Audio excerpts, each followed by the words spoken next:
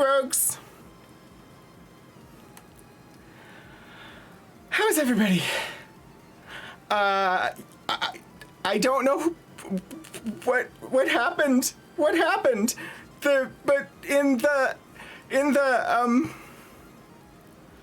I pushed the live button and then I went and like got beverages and put up my screen and did the last of the getting ready stuff, and you all did nice things.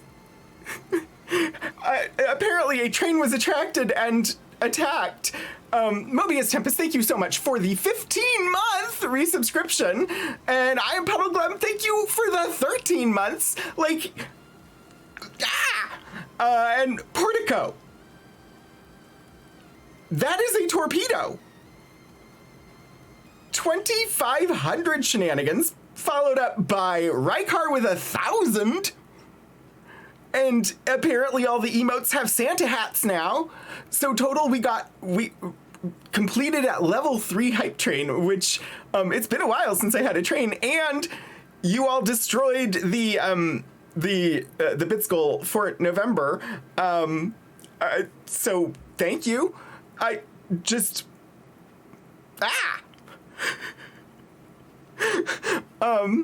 I am mostly stable at the moment, I think. If you saw, like, in the Discord or on social yesterday, I had to cancel the Retro Roguery stream. I really hate canceling streams. I really, like, I was looking forward to, we have one more shrine to do in Ultima 6, and I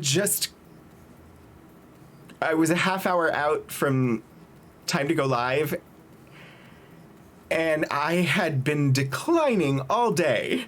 I woke up strangely at a relatively normal time for me, rather than sleeping in, which, you know, Saturdays tend to be days where I struggle to wake up. But I got up, and I was so happy that I got up. And then it was worse and worse and worse, and I didn't know what was wrong. It was a migraine coming on, only I didn't know that because usually for me, migraines, if they're not just going to come in with the pain at the outset, they tend to be visual. I get the diminished peripheral vision as my vision slowly blacks out over like 15 minutes or so, to the point where it starts out in the peripheral and then moves in toward the center, and then all I have is peripheral. And then as that clears up, then I get slammed with the head pain. That is not what happened yesterday. Yesterday, the only symptom I had was nausea. I was feeling really nauseated, and the only thing that helped was laying down. There was no way that I had the energy or capacity to stream for 3 hours yesterday. So I canceled stream and I took a nap. And later in the evening, the head pain started to actually come in, and that persisted to today. But by then I knew what it was. And so I have taken Excedrin migraine, #not-sponsored, which helps to dull the pain and keep it in the background so that I can function. The side effect I get from it is I'm like vibrating at the moment. I shake from it. But that's normal. I'm used to that. So yeah, I think I'm good for the stream. I'm just sad that I had to cancel yesterday because I don't like canceling them.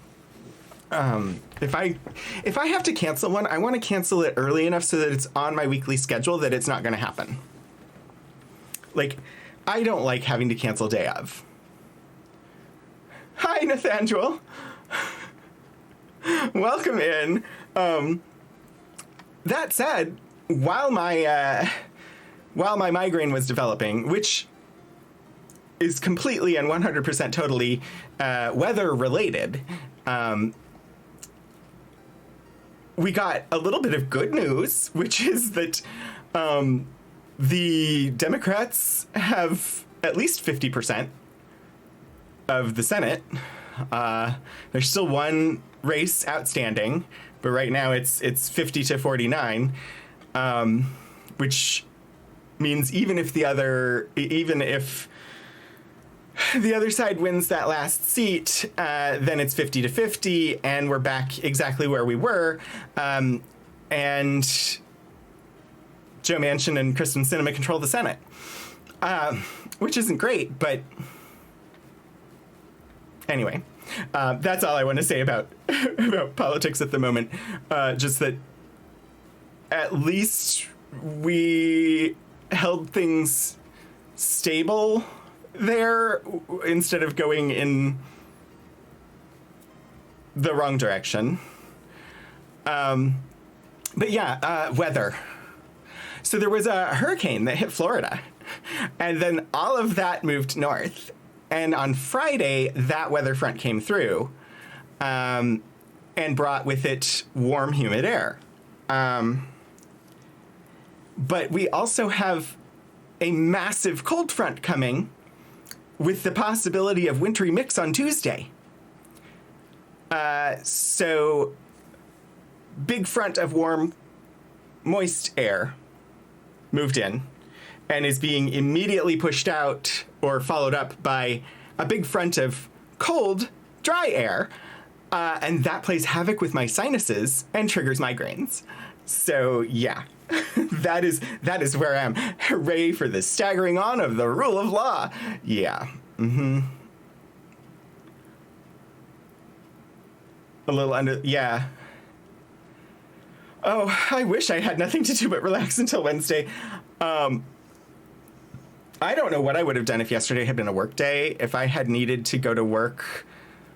Because it wasn't like bad enough symptoms for me to have considered like calling in sick if I had things that needed to get done. But it was bad enough that I didn't have to stream, and so I didn't stream, and I took a nap instead. And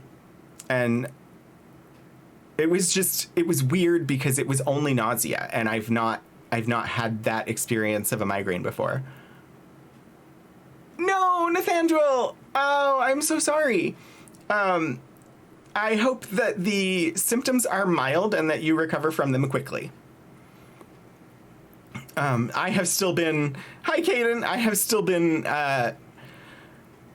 wearing a mask 100% of the time when I am outside of my office or my apartment.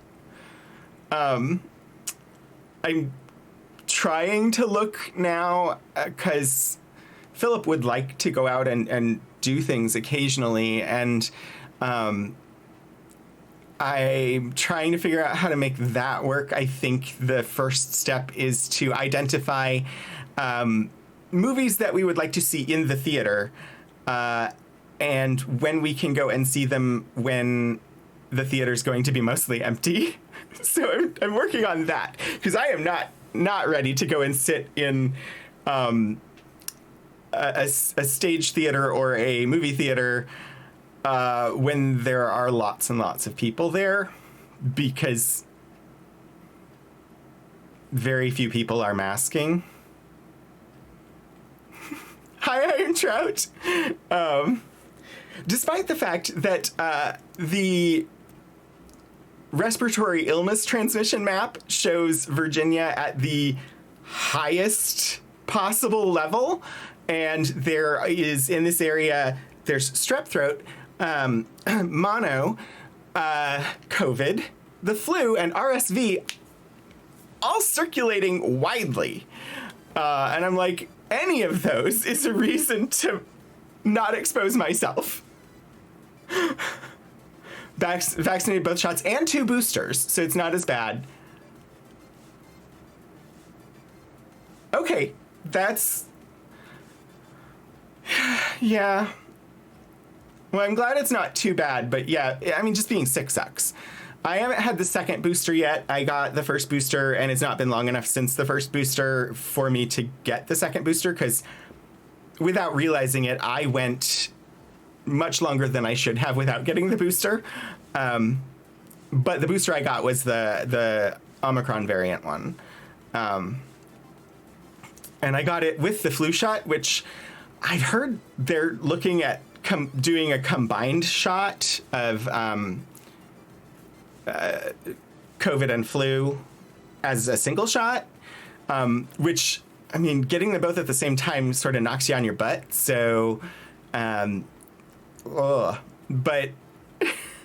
I mean, I schedule them at the same time together anyway, because the flu shot usually knocks me on my butt for a day, and the COVID shot knocks me on my butt. And so might as well get it out of the way all at the same time.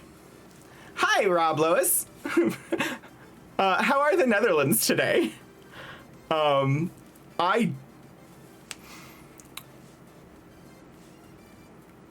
The only time I have visited Europe, it was a month abroad in the Netherlands with a dip into Belgium. And that was a study abroad program for my library science program. And it was really nice. We spent most of our time in Rotterdam. Like the first week was in Amsterdam, and then we were in Rotterdam.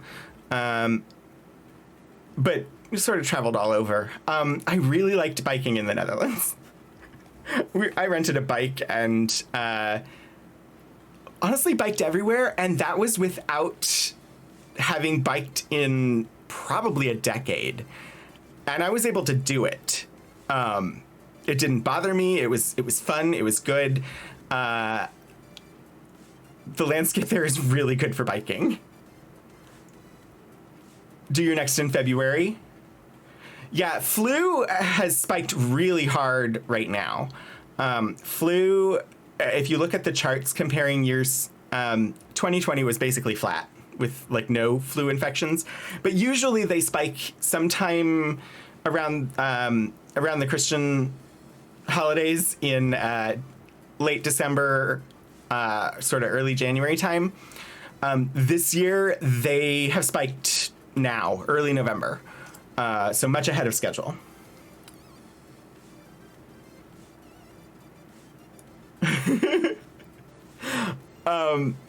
So yeah.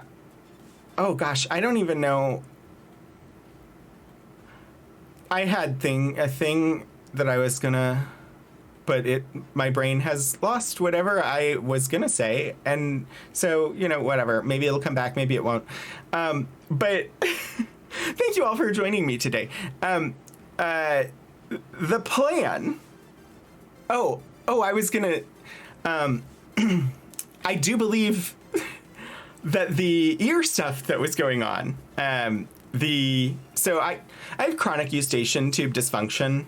I'm fine talking about that. And I went to the doctor because my right ear was plugged up. It wasn't like a, sorry if this, I'm not going to describe in detail, but sorry if it bothers anybody. It wasn't like wax buildup plugging up the ear. It was fluid buildup in the inner ear or the middle ear. But it wasn't infected. It hadn't been there long enough to get infected. And so for that, usually they give me prednisone, but prednisone I started to react to pretty badly. Like they give me a 10-day course that is a step-down course, but I was unable to complete the last one that they gave to me because it started to affect my vision. So this time they gave me something called methylprednisolone, which was a 6-day step-down. It's a relative of prednisone, and got me through it faster. And I didn't feel like it was doing anything, but yet, despite the fact that I developed a migraine yesterday, my ear feels a lot better. But I have been like dizzy. And I think maybe the combination of coming off of that and still having some residual dizziness from that, combined with the weather fronts, is what made me start out this migraine with nausea, because I'm guessing I was dizzy without knowing it. Anyway, we don't need to talk all about that necessarily, but suffice to say, I am feeling better today, but mostly because I am on migraine medication at the moment to keep the headache at bay. The plan today, though, is we're going to hop into Mass Effect Legendary Edition. It is my very first playthrough of Mass Effect. I had never played it before. I'm in Mass Effect 3. We just finished Leviathan. And the side quests that are sitting around waiting for me are all like fetch quests where I need to go to systems and scan and then pick things up. No instruction really on when they can be done. So we're not necessarily like focused on them the way that I normally would to like knock out side quests first. And so we've been doing some of the, I don't know what to call them. They're the mid quests. They're not main and they're not side. They're sort of like, but they're sort of main quest, but they're like peripheral main quest. I don't know. We did the Leviathan DLC because I had accidentally started it before and it seemed like a good time to finish it. And it was amazing. B-plot, yeah. Shadows High. So the plan is today, there's a quest to go to the Quarians. So basically Tali needs us, I think. So we are totally going to Tali today. That is the plan. And then tomorrow it'll be some more Myst 3 Exile, because we haven't really progressed very far, and I'd like to progress more. And then Wednesday, I have the Educational Cookery Collection from the archives. That one is all about, like, it's cooking school materials. Won't necessarily teach you how to make an American Thanksgiving Day meal, but it seems like cooking school stuff was appropriate for the last stream before the United States has their Thanksgiving holiday. Because the week of the Thanksgiving holiday, which is the week after this, the one that starts, I guess, now. Anyway, a week from Wednesday, I won't have a stream because the university will be closed, the building will be locked down, and I won't have access to the building. So that Wednesday, there will be no stream. And then, of course, Saturday, the plan is to finally do the final shrine in Ultima 6. So those are some of the things that are coming up. But today is Mass Effect 3, and I'm excited to play more. Also, N7 Day happened just a few days back. Honestly, the day after our last Mass Effect stream, and was here without me even noticing it. But there was a clip put out that apparently has people speculating and digging for clues and hints, because BioWare basically said there's a lot to be found in here. Still not quite sure. It's clear they're trying to pull together the Milky Way and Andromeda into one story, but it's not clear how they're going to accomplish that, with the Andromeda storyline taking place 600 years in the future from the Milky Way storyline. Honestly, I haven't watched it yet, but if you go to the... let me see if I can find it real quick.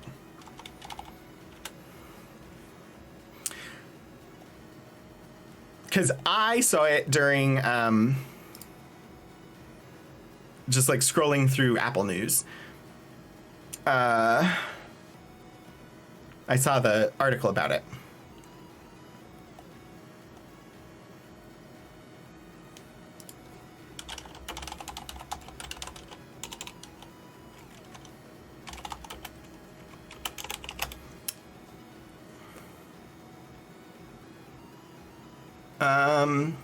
Mass Effect just released a new footage teasing the upcoming. Where is N7 Day?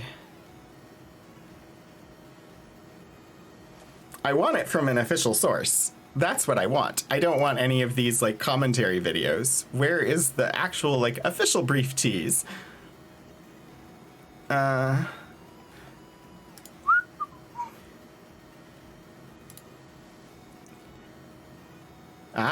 Okay.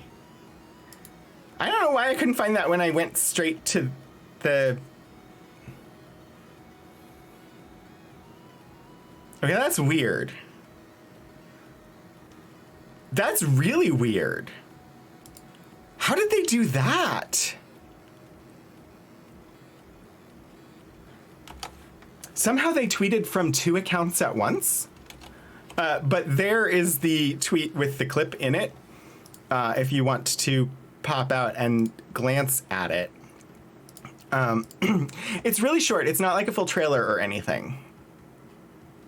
But yeah, there's a chance that they're going to go time travel-ish. That's one of the speculations. Yeah, I didn't know there was such a thing of the shared account thingy. I've never seen that before. And I have played Andromeda. Andromeda was the first Mass Effect game that I played, so I don't feel too spoiled by any of the teasers for the whatever it's going to be called, the 5th Mass Effect game. But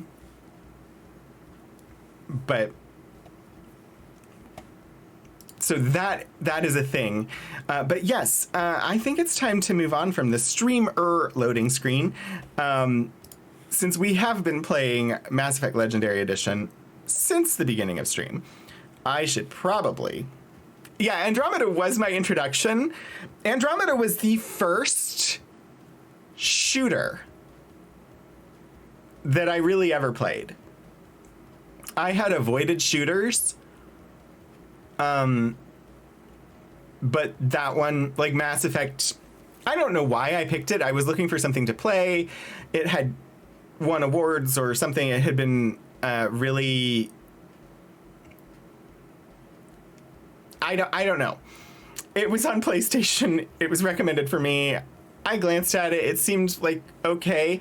I gave it a shot, and I ended up loving it. I loved Andromeda, but I gather that was probably because I had never played any of the first 3 games.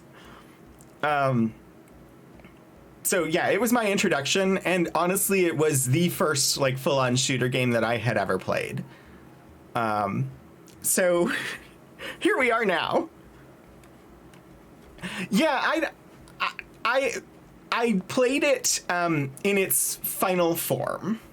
I didn't play it when it first released. I played it like, I don't know, Game of the Year edition or something. I don't think that's what it was called, because I don't think it was ever named Game of the Year, but it was like the full-on like final edition, and it still has bugs. But yeah, I liked it. One of the things I really wish that the Mass Effect games had that Andromeda had was the ability to jump. Anyway, I'm gonna switch this over to the game here. Like coming to these after playing Andromeda, I really miss the ability to jump. So, oh yeah, if you played it when it first came out, Shadows of Life. Oh, but you liked it. Okay, that's an unusual combination there. Apparently, usually people didn't like it when it first came out. Good idea, bad execution. Yeah, that's what I gather. So I really like the game mechanics. There were some things that I wish had been different, especially regarding the same-sex male romance options, but I enjoyed it. Okay, I'm going to actually enter. We've made it through the loading screen. Higher expectations. I think that they ended up I think there were problems. Ooh, Key Squared, hello, and thank you so much for the 16-month resubscription. How are you today? I think they ended up with accelerated timeline as far as like you must get this out, a reduction in workforce, reduction in funding, and so they ended up putting out an initial product that was not up to the standards that they had tried to do before. Eventually, they fixed a lot of the problems and made it better, but it was definitely a problem of management and a push to release when it wasn't ready. One of the problems with Andromeda, and it's the same in Dragon Age Inquisition, is they went to this open world concept and it's easy to get bogged down and lose the plot because you're doing so much exploring and side questing. There's just too much additional that it's easy to lose the main plot, and they both suffer from that. Went from farmer's market to helping someone learn to make their first TTRPG character to helping someone figure out a poorly written physics problem. Amazing. That sounds like a good program, or a good morning. Now you get to goof off. Oh geez. I think did we already run around the ship? I think we did. Let me check the mail. Yeah, no new messages. Let's go say hi to the fish and then let's head off to the Quarians.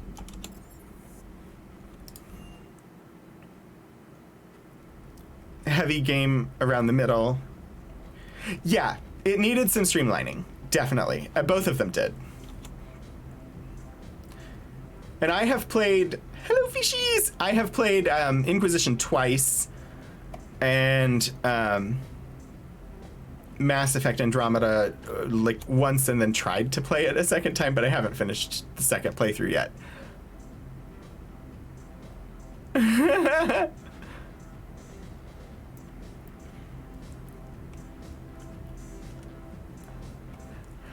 I actually, I have decided, finished, created. Oh no, ME combat prep. Don't go unprepared. Remember that F5 is your quick save option. Where possible, save while meditating in front of the fish tank at the Normandy Bay Aquarium. If the baddies get too close, tell them to F off with a melee attack. Also remember that Caden is watching. Make good choices and use only the best armor and weapon protection before side questing. So I have made my D&D character for the new D&D game that I will be playing on Wednesday nights. I actually have we were told to make a backup character that also, there's the possibility that it won't just be a backup character, that it might also be like a character to sort of like switch off with and play one or play the other. Anyway, so the first one that I made, my main character for this game is, I had been thinking like a Daniel Jackson inspiration, Daniel Jackson in Stargate SG-1 as inspiration. I ended up not using that simply because that leaned more into like an artificery type thing, and somebody else wanted to play an artificer really bad, so I didn't do. He is Lord Portico, yeah. So I didn't go that route, but I pulled up a character that I had made a while ago and had been hoping to play and sort of altered it a bit. Because the idea of playing somebody from like a noble house or something came up, and a couple of us wanted to do that. And so my character, oh dear, are we dropping out? I just looked over and my kilobits per second are basically dead.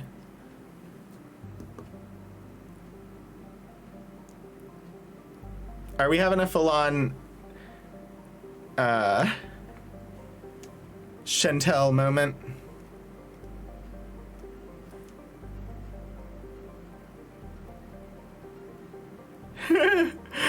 Nathaniel, yeah, it is totally a, it's on my ISP side.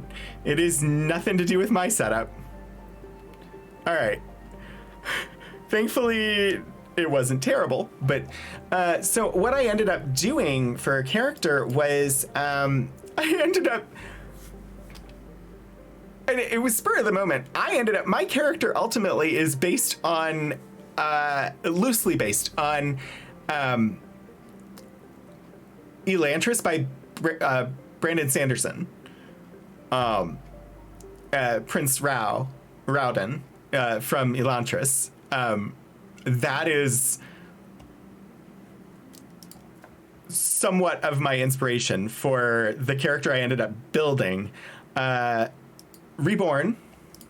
Basically, the concept is comes from a bloodline that has Aasimar in it, and had been showing the signs that he was an Aasimar, and then around puberty, when sort of the more drastic changes happen and Aasimar sort of fully come into their own, something went wrong.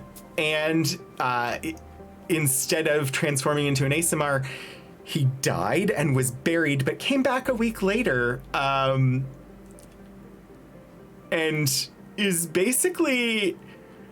I'm a shadow sorcerer is the class that he ended up with, but yeah, third in line to inherit whatever sort of lordship throne or whatever, and there was a whole big state funeral, and basically, I think my character, the family has been hiding him from the world since he came back from the dead, because clearly not the sort of divine being Aasimar that he was supposed to be. Instead, like, the veins show through the skin black, and the wisps of shadow sort of puff off of him as he moves, and that is my main character. My secondary character is a sort of a Green Knight type character, and it's a Harengon. I think we ended here, and I was going to read through and then scan this system, and then we were going to head to the Quarians. So I'm going to do that. Laconics. Laconics is far enough from its F-class star that its temperatures are almost tolerable to sapient life, but its extremely thin atmosphere makes it almost as hostile as a vacuum. As such, the planet was uninhabited. Mining drones, piloted from orbital stations, would brave the high gravity to extract iridium, osmium, and other valuable heavy metals. The Reapers did not overlook Laconics in their sweep of the system, and the orbital stations are now destroyed. Orbital distance 2.5 AU, orbital period 3.6 Earth years, radius 9973 kilometers, day length 22.1 Earth hours, atmospheric pressure, trace, surface temperature 73 Celsius, and surface gravity 1.8 G. Blue Rose is interesting. Wait, huh? You read it as Lacroix, or LaCroix. What is Blue Rose? Is that a TTRPG system? What is, tell me about Blue Rose, because I've never heard of that one. Triginta Petra. A low-density planet in comparison to Earth, Triginta Petra is also drier, with wide land masses that are largely desert. Its dextrocheilarity native life has yet to make it out of the oceans, primarily producing cyanobacteria, which provide a limited amount of oxygen in the atmosphere. A handful of Turians colonized the planet and attempted to introduce land plants. Their chief hurdle was the lack of good topsoil, which required imports and sophisticated farming practices to overcome. The farmer's maxim on Triginta Petra was, if you can last 5 seasons, you officially know what you're doing. Preliminary scans of Triginta Petra suggest that the Reapers judged its population too low to harvest and struck its colonies with kinetic impactors. They then moved on, trusting that the destruction of the food supply's main arteries would finish off the inhabitants of such a biota-poor world. Capital, Lysotron. Colony founded 2120. Population 35,500. All population estimates are pre-invasion. Orbital distance, 4.8 AU. Orbital period, 9.6 Earth years. Radius, 8,287 kilometers. Day length, 28.8 Earth hours. Atmospheric pressure, 0.41 Earth atmospheres. Surface temperature, 20 Celsius. And surface gravity, 0.88 G.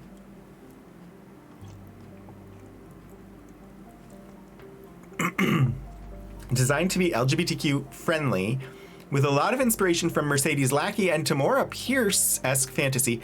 I know Mercedes Lackey well. I don't know Tamora Pierce. I'll have to look into... I'm going to write down the name, because I don't know that one. And apparently I should. I've shifted my reading more towards hard sci-fi over the years, and I'm less in sort of the fantasy magic realm, and also historical fiction, but science fiction based historical fiction. Neil Stevenson. I really do hope that they end up actually getting to move forward with the Seven Eves TV series, because that could be amazing.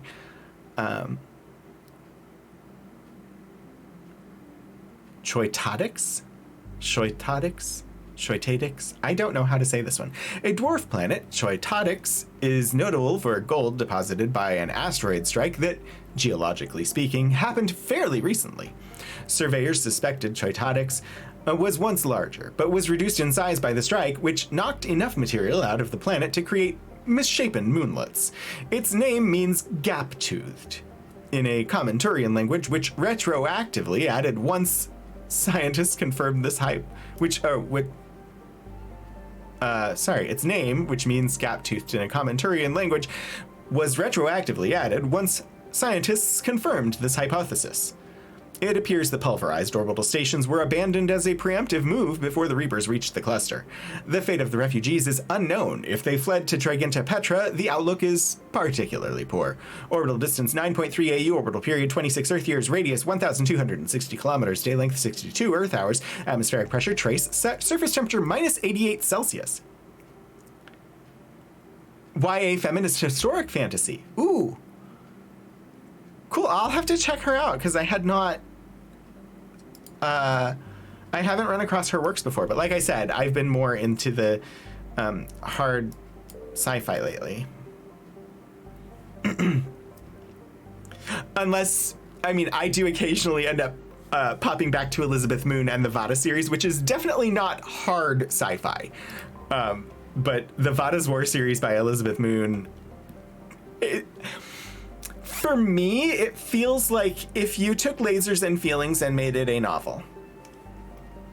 That's what I feel like the Vada's War series from Elizabeth Moon is. Nutus is a hydrogen-helium gas giant with high nitrogen content. It had several colonized moons.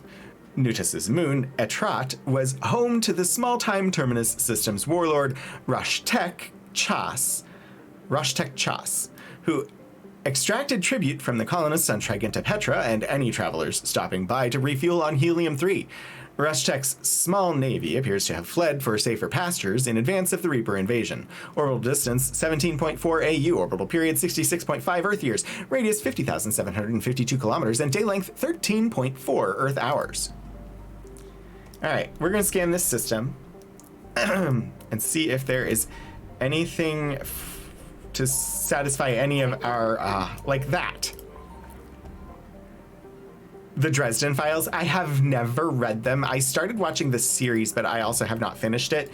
And I know the name Rick Riordan, but I don't honestly know anything about them as an author. Dextro Rations, war asset acquired. And that was 100%, so we don't need to scan anymore. One of these will have the mass relay. Which one? Wait, which system has the mass relay? Dang it. I don't know. One of them does, and it'll tell me on here. Skepsis. We have finished, currently, 100%ed Sigurd's Cradle. Ooh, the Percy Jackson books. Okay. See, I'm familiar with those. I did not know the name of the author of them. This is my failing. All right. I'm gonna jump real quick to the Krogan DMZ just to fuel up, and then we will head towards the Quarians. I need to watch the movies. I have not watched any Percy Jackson stuff, and it is definitely something that I probably would enjoy. I just haven't gotten around to it. I finally started watching the DC Cinematic Universe stuff. I had not watched Man of Steel. The only stuff I had watched was the two Wonder Woman movies, and I tried to watch Aquaman and was bored out of my mind, but possibly would be less bored if I had watched the movies like in sequence. So I watched Man of Steel and Batman versus Superman yesterday, and actually they were okay.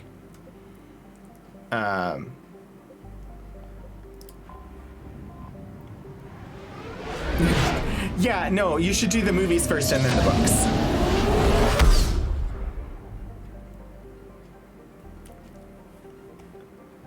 Honestly, Portico, it is good timing. Also, one of the side effects for me of taking Excedrin migraine, hashtag not sponsored, is that I could use a bio break real quick because, like I said, my body's vibrating, and that has, yeah, I could use a bio break.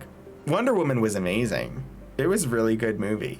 But yeah, I will hydrate, I will stretch, and then make sure I have good posture when I come back from a quick bio break.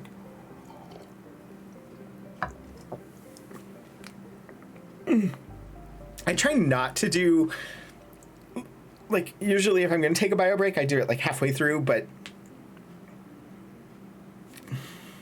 I could use one now. So we're going to do a quick be right back. If you need to stretch or go and get a beverage or a snack or take your meds or anything else to care for yourself over the next couple of minutes, or I will probably run some ads just because it's an opportunity to do so, and that will eliminate pre-rolls for a period of time. So yes, I'm gonna go to be right back, and while I'm on that screen, we'll play a few ads, and then I will be back. So see you shortly.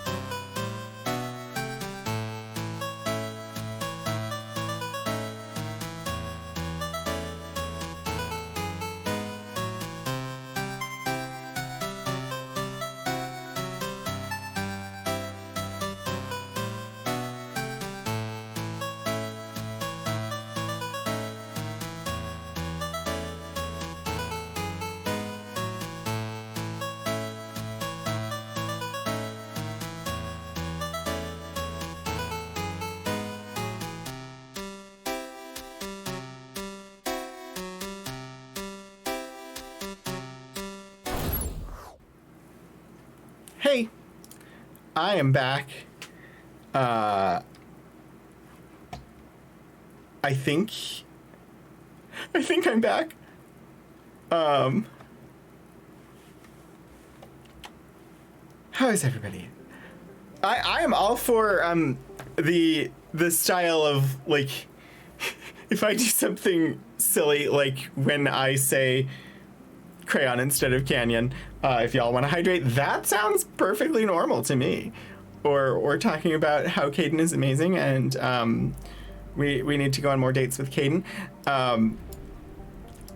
Having to stretch, this seems reasonable too. All right, here we are in the Dolan system. Hopefully you all were able to relax a little bit, get some hydration. Oh gosh, push-ups for every death. I suppose that's one way to get fit. I've had a rowing machine for what, like 2 years now?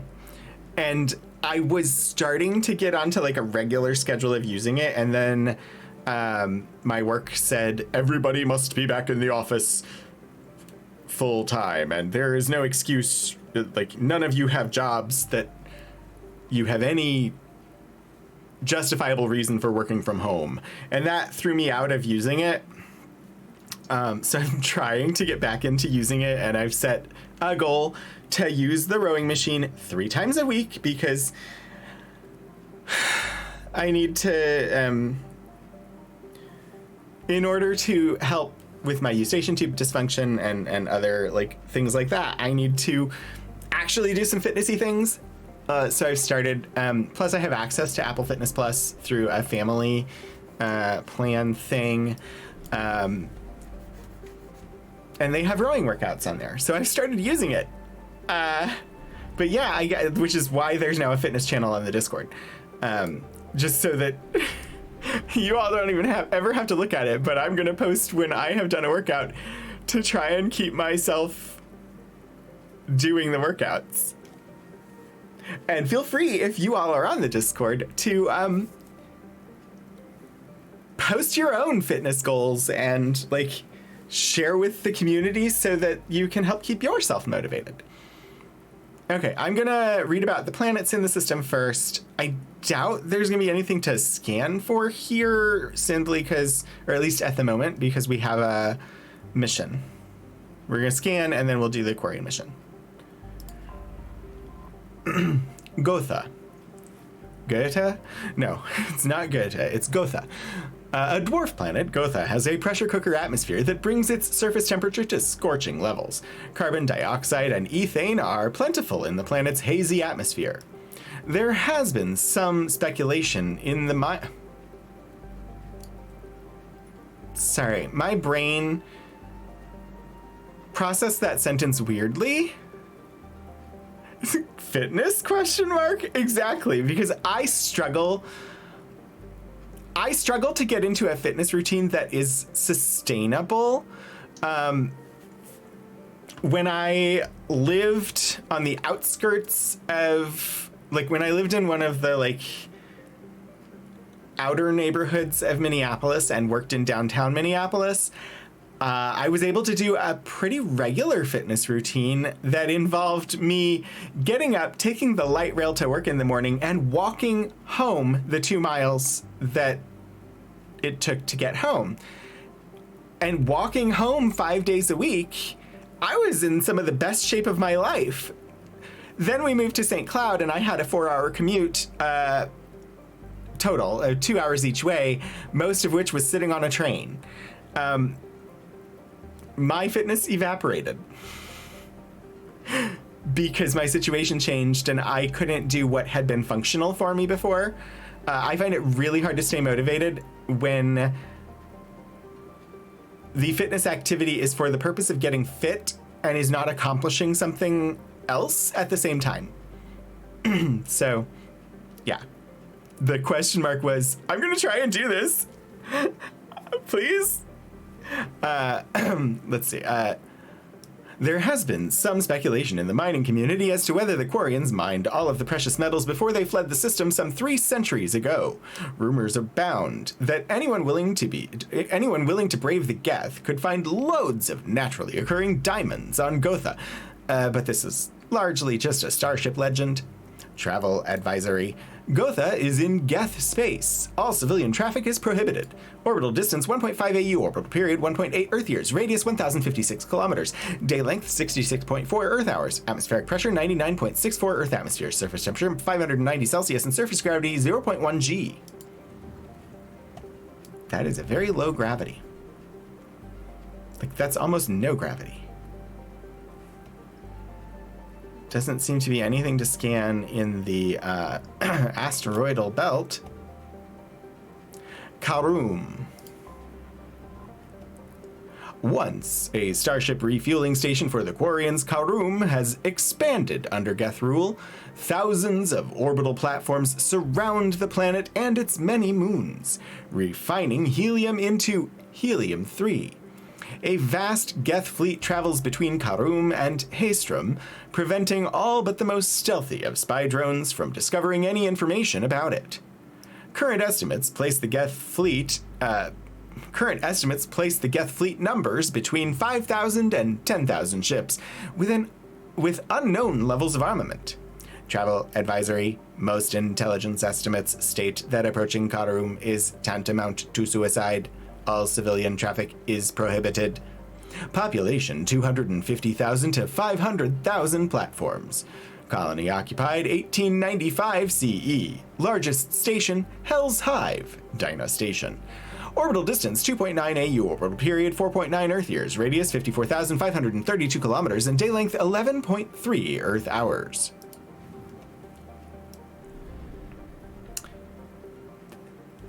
What?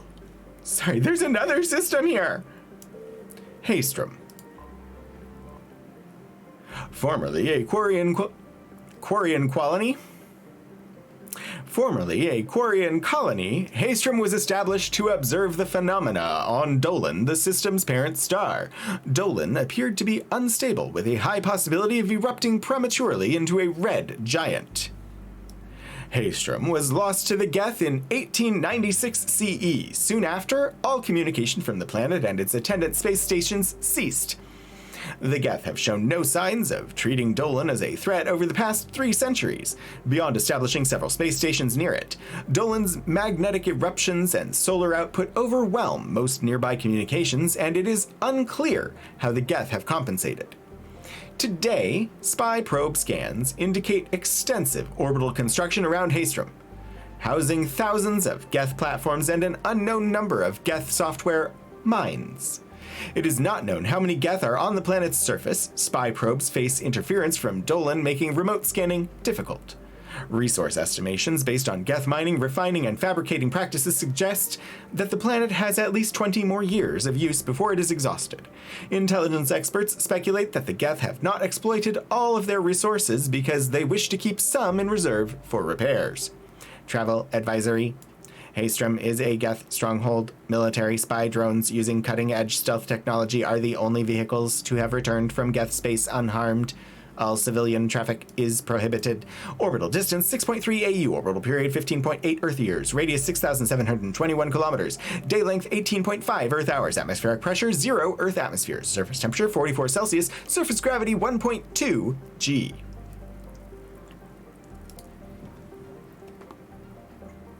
Okay. Quarian envoy ship is why we're here. But there's another system. The Ma'at system. Must read about planets and scan system. Ooh! It's a very barren system. 1 star, 1 big gas giant, Amut. Amut is an enormous hydrogen-helium giant with a mass approximately 9 times that of Jupiter and nearly 2,900 times that of Earth. Despite massive pressure, its core has failed to ignite in a fusion reaction, qualifying it as a failed star. It is believed to have captured all other planet-sized bodies in the solar system as moons, or in impact events leading to its name, Devourer. Not intimidated by this phenomena, the Geth have colonized many of Amut's moons and skimmed the hydrogen from Amut's upper atmosphere. Very Egypt-themed names, yeah. Travel advisory. Amut is in Geth space. All civilian traffic is prohibited. Orbital distance 102.1 AU. Orbital period 1036 Earth years. Radius 92,430 kilometers. Day length 12.2 Earth hours.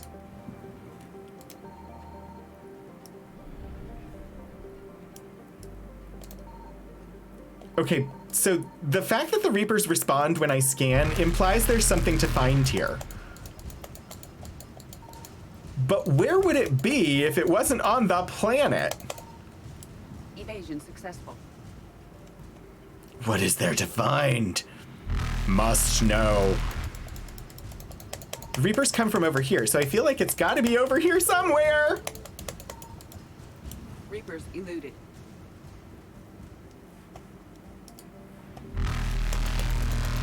There's nothing in this system. What? Maybe later?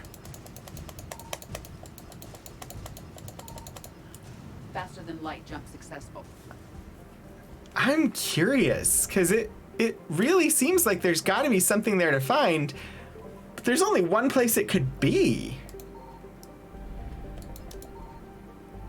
The Reapers don't respond when I scan here.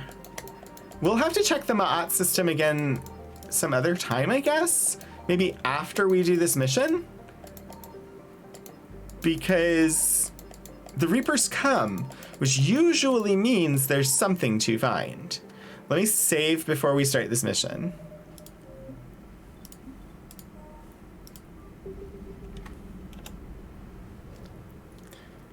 My deaths are 0 today so far, though, Mobius. I don't know that they'll stay that way, but...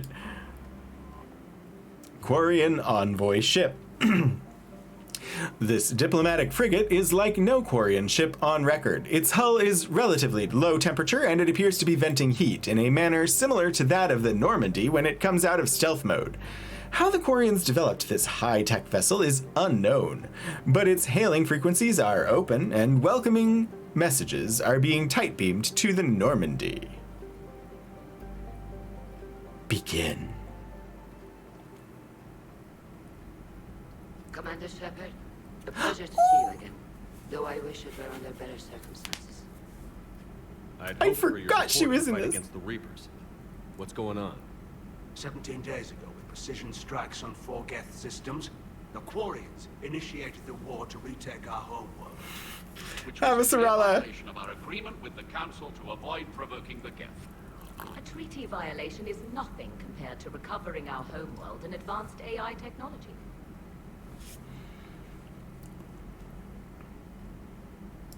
Your homeworld? You mean Rannoch? Correct, Commander. 300 years ago, we lost our world to our own AI creations, the Geth. After we attempted to kill them, We didn't try to kill them, Chorus. We tried to deactivate them. It wasn't murder. Oh wait, that's Claudia Black. We have oh shoot, I can't think of the actress's name. She's just Avasarala to me. But oh gosh, what is her name? I'm gonna solve this. I'm going to fix this because I need actual names. Shora Agdashlu. I'm probably butchering the pronunciation, but she is amazing. And then the other voice was Claudia Black. Oh, Rykar, thanks for coming for the amount that you were here for. It's always good to have you here. I hope that whatever you need to dash off to is fun. And I will see you again next time you show up.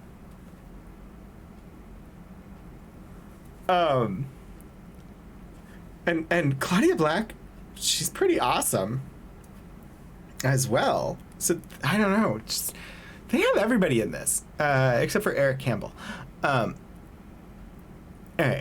Didn't try to kill them, tried to deactivate them. It wasn't murder.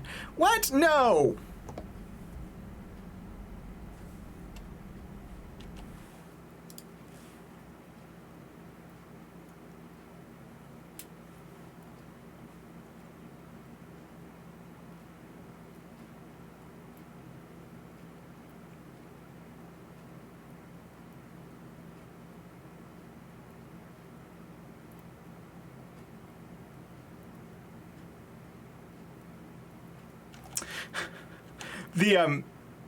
It's just so frustration.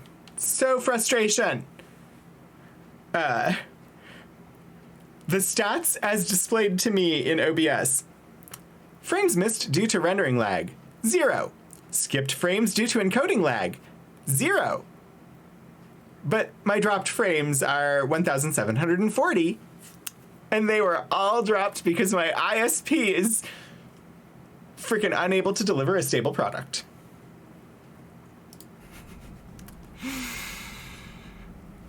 I am at peace. I accept the things I cannot change. Okay. We didn't try to kill them. Tried to deactivate them. It wasn't murder.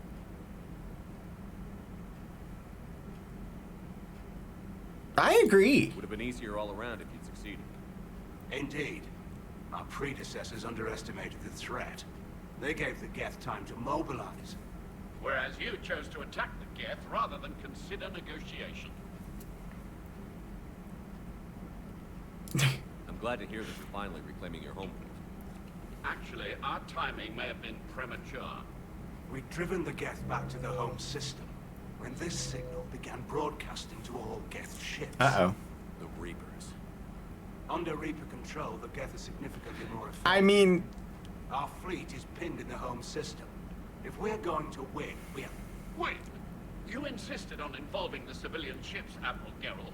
We need to retreat or we'll lose the live ships. Where's the signal coming from? Here, a Geth dreadnought. It can outgun anything we've got, and it's heavily defended. The Normandy stealth drive can get us in undetected. I could board, then disable the Reaper command signal. Yes, cutting off the signal should throw the Geth into complete disarray. okay, AI that took over, destroyed their creators, and then started destroying all life because they were programmed to preserve life. Now, interfacing with AI that was created and rebelled against their creators, that's not good. Oh dear. AI bad so far.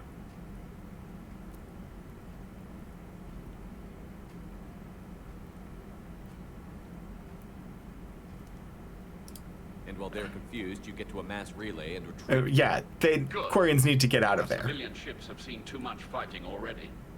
Are you certain you can disable the signal? We'll get Oh, you I out can of do here, it. Admiral. Our newest admiral has also volunteered to offer technical expertise. Admiral Tali? Talizora Vas Normandy, reporting for duty. Glad you could make She's still Vas Normandy. it, Admirals. I'll ready a team to hit that dreadnought. Thank you, Commander. Paging M. Shelley, please report to the briefing room. Mary Shelley, please report to the briefing It's room. mostly a formality. I'm an expert on the Geth. That you are. Tali's an admiral. I'm glad you're here. If I'd known it was this bad, I would have come sooner. You've had your own troubles. I'm sorry about Earth. We've got Oh. the largest fleet in the galaxy. If you can help us, we'll hit the Reapers with everything we've got. Or however much is left from this stupid war. I thought you'd support the invasion. No. After talking to Legion, I thought maybe there was a chance for peace. So why help? No peace. I'm an admiral. People look to me for guidance. Public disagreement would divide the fleet. I'll get your people out of here safely, Tali. Thanks, Shepard. And just so you know, I need to keep things strictly business in front of the admirals. If you'd like to catch up, let's talk somewhere private.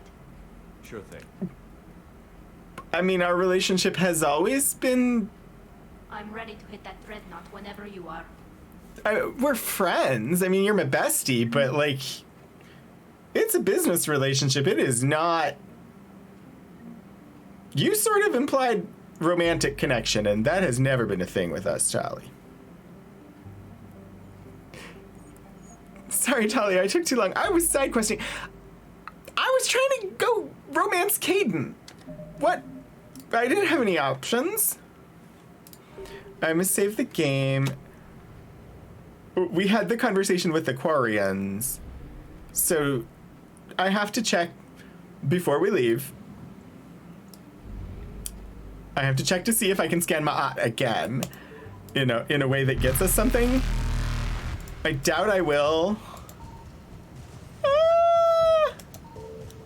Evasion Nothing. successful. Everybody stretch and liver up. Okay. I don't know what we're supposed to do next. I honestly thought there was going to be shooting. Let me look at the mission board. That was the main oh god, yes, yeah, you're right. That was the main quest. Priority. Geth Dreadnought. The Quarians have tried to retake their homeworld from the Geth. Unfortunately, the Geth have been upgraded by the Reapers. No.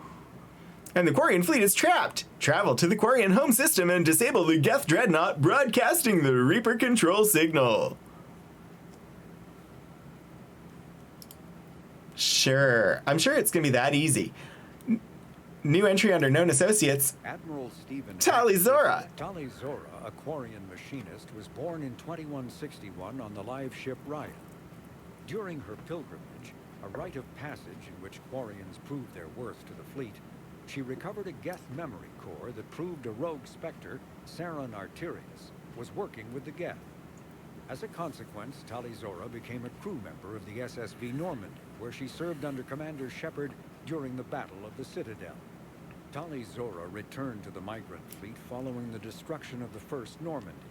Soon after, the Admiralty Board sent her to the former Quarian colony of Haestrom to recover data on the planet's dying sun. Most of her team was killed when they fell under attack from the Geth. But Tali Zora herself was narrowly rescued by Shepard and the crew of the rebuilt Normandy. The Quarian rejoined Shepard to help oppose the Collector threat, but her current whereabouts are unknown. Her current whereabouts are not unknown. Her current whereabouts are on my ship.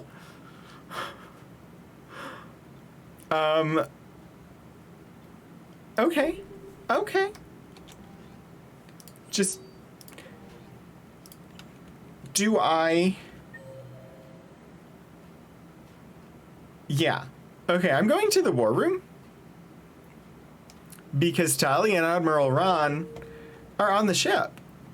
And I must speak with them. Commander Shepard. Private Westmoreland.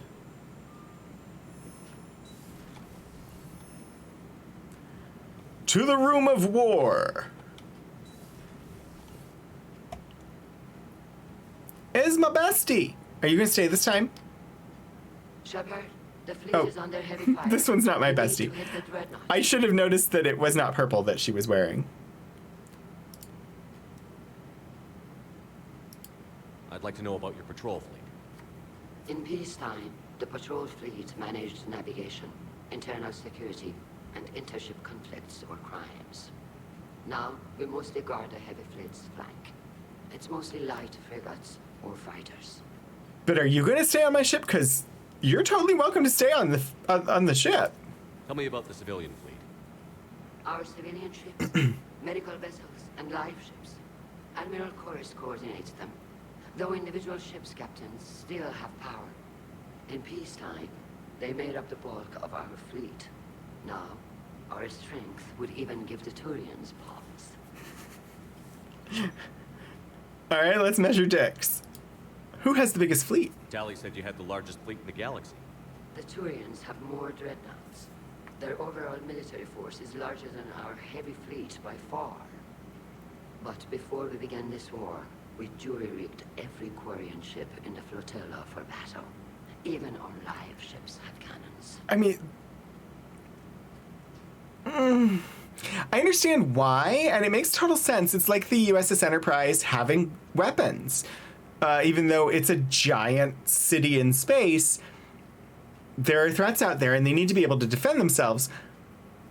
But sending them all into battle seems problematic when your entire culture lives on these ships.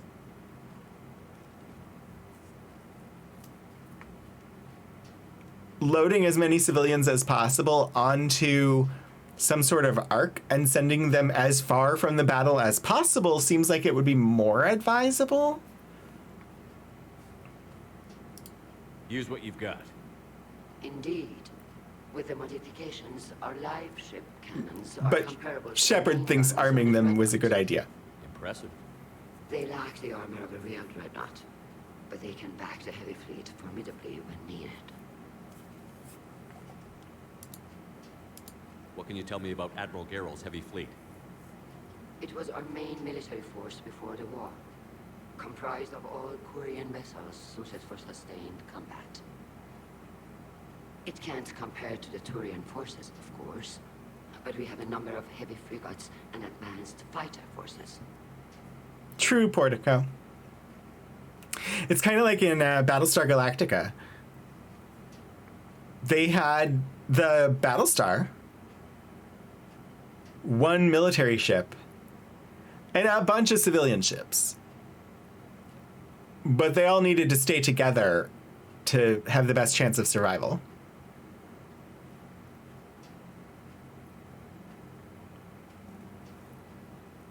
Yet there's no Quarian in Andromeda. This is, yeah,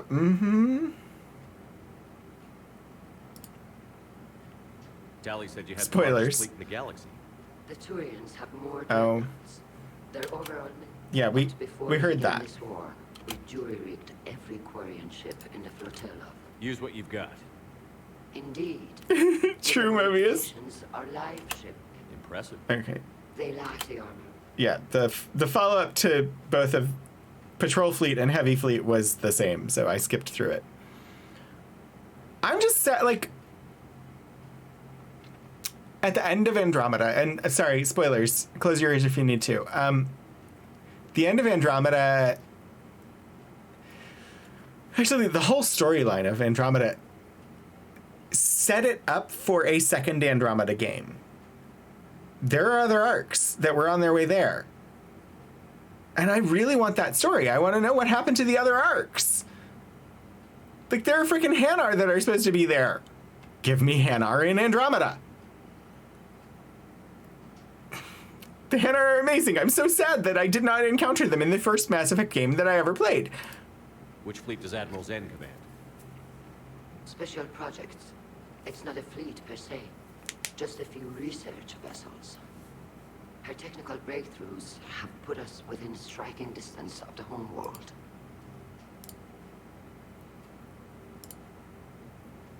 I'll let you get back to work. I Thank you, Commander. believe so, Mobius.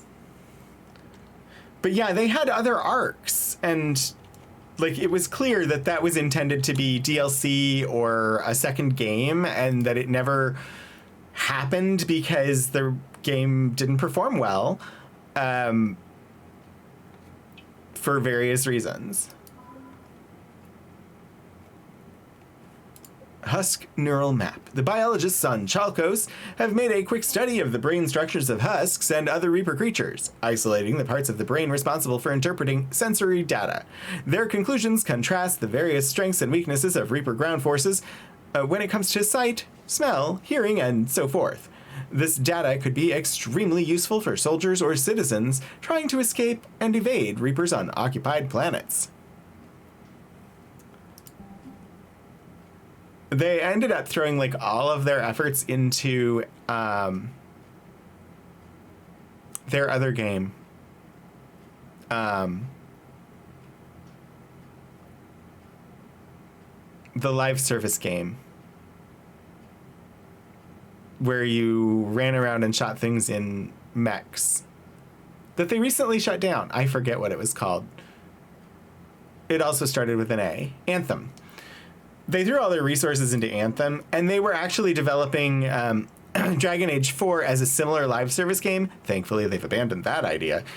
Anthem was okay, but live service just sucks. Dextro rations. When they were struck by the Reapers, the agribusinesses of Triginta Petra had a surplus of both plant and animal-based food products for dextro amino acid-based sapients, both Turian troops, who favor a meat-heavy diet, and the Quarians, who are typically vegan, show a marked preference for these recovered rations, suggesting that although they were wiped out by enemy forces, the Petrans had pretty good taste.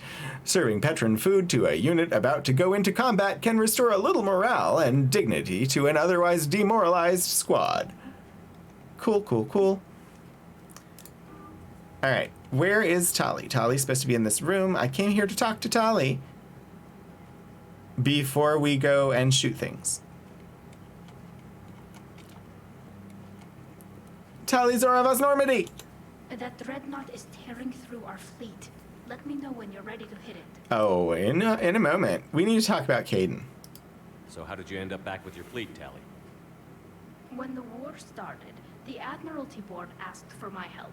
I had more recent contact with the Geth than most of my people. They hadn't filled the spot on the board left by my father. I was invited in. It's just a technicality. I'm far too young to be a real admiral. In times of war. Don't sell yourself short, Tali. The board needed your expertise.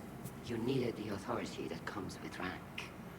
In times of war, sometimes tradition must be set aside. You are an admiral.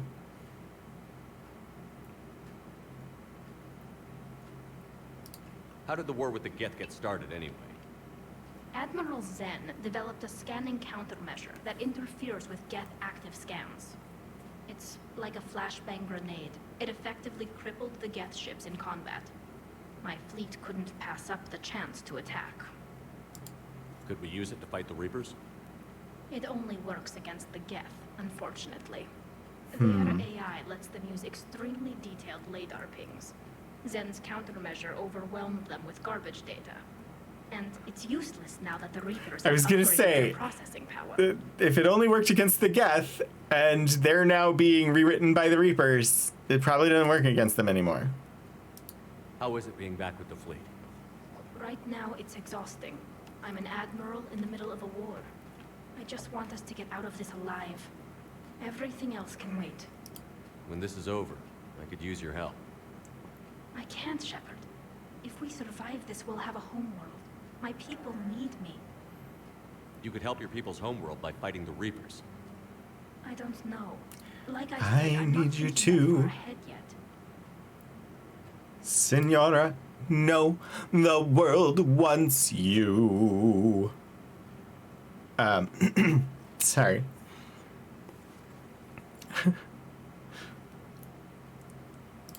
So what about Legion? It returned to Geth space after you turned yourself into the Alliance. And you haven't seen it since? Legion and I sent a few messages. I was hoping we could try negotiation. But I was outvoted 3-2. Admiral Chorus was the only one who believed it would work. Any idea where Legion is now? No. In our last message, it told me that the Geth were having trouble reaching consensus. And then nothing? Maybe it was fighting the Reaper takeover? Or maybe it didn't want to give intel to an enemy. I could have warned it about the invasion. I didn't. You'd have been betraying your own people.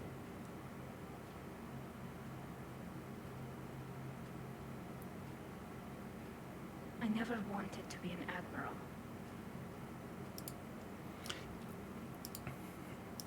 Talk to you later, Tali. If you want to catch up in private, call me up to your cabin. Is that like asking her for a date? Tali Zora, young Admiral Quarian, your devotees are on their knees to implore you. Can you help out on the Normandy now? Think of how we all adore you. I have to say hi to the fish. Oh, but before I... let me save first, just in case I walk into my cabin and it calls Tali up there. Yeah, the Tali Zora song, definitely part of the musical. Mm-hmm.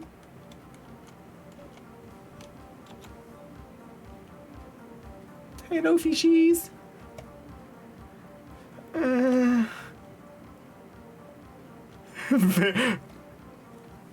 She is the very model of a modern flagship admiral.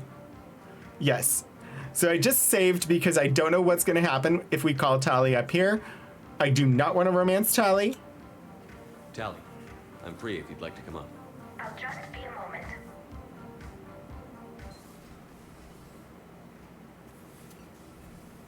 Thanks for asking me up. I couldn't talk freely in front of Ron. We need to talk. Okay. No, I'm really not. 17 million lives are riding on me, and I don't know if I can save them. Even if we defeat the Geth, you will lose more ships, Tali. You need to be ready. Yeah, there's no way you get out of this with them all alive. He told me that commanders mourn losses, not people. He didn't think he could make the big decisions, the ones affecting the whole fleet, unless he put people at a distance. I don't think I can do that. Maybe I'm not meant to be an admiral. They need you here. I know. And at least now, I can push back against the worst ideas. That's why I accepted the position. And because of you. Me? When they offered me this position, I asked myself what you'd do. What would Shepard do? You'd take the chance to make things better. That probably sounds stupid. It's just, I know I'm not really qualified for this. Yes, you You're are. doing fine. And thanks. I should get back before the admirals get into trouble. You're as again. qualified as anybody. I'll talk to you later. Okay, so that was... Ooh, energy drain unlocked. But in med bay, I assume that means that it would replace one of my other abilities.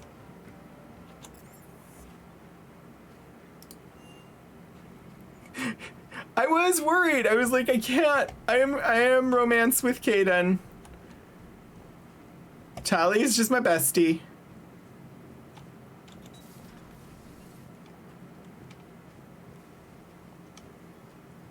So it would be on here, right? I don't know what we currently have enabled even.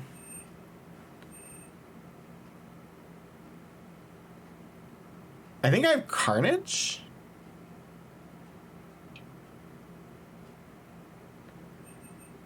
So the new one is Energy Drain. Hit an enemy with this energetic pulse to inflict damage and to steal barrier and shield power. Yeah, I'm not going to be doing that. Okay.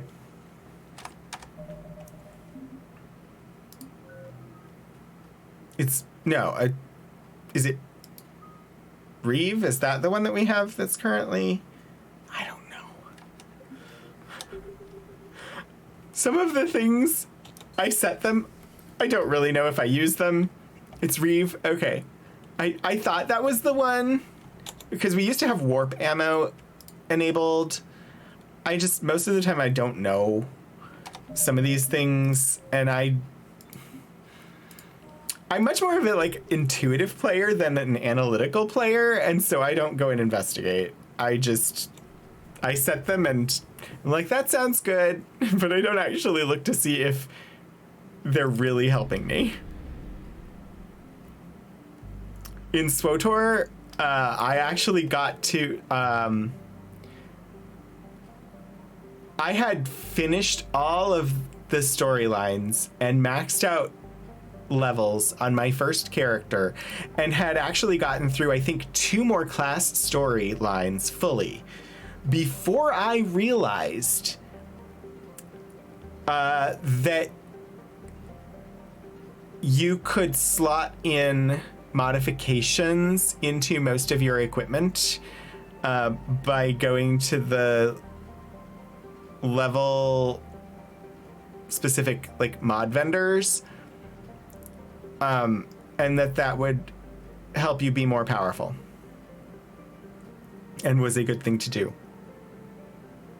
Like, they'd shown me how to use the modification station, but it seemed like you had to build the modifications yourself and had to like install modification slots into things, and it took me forever before I realized that there was equipment that had slots already, and if you loaded that equipment in, especially early on, and slotted in mods, you would be stronger until you started getting things that were higher level and didn't have mod slots.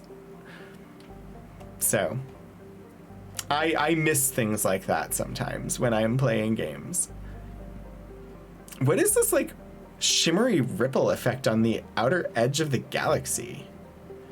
That's new. I don't recall seeing that motion before.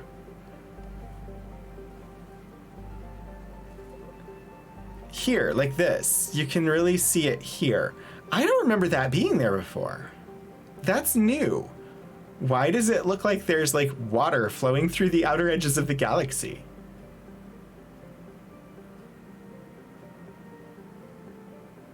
The galactic barrier!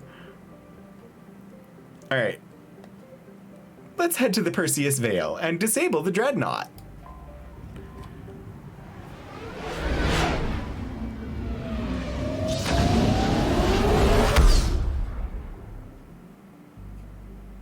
Hello, Tikkun.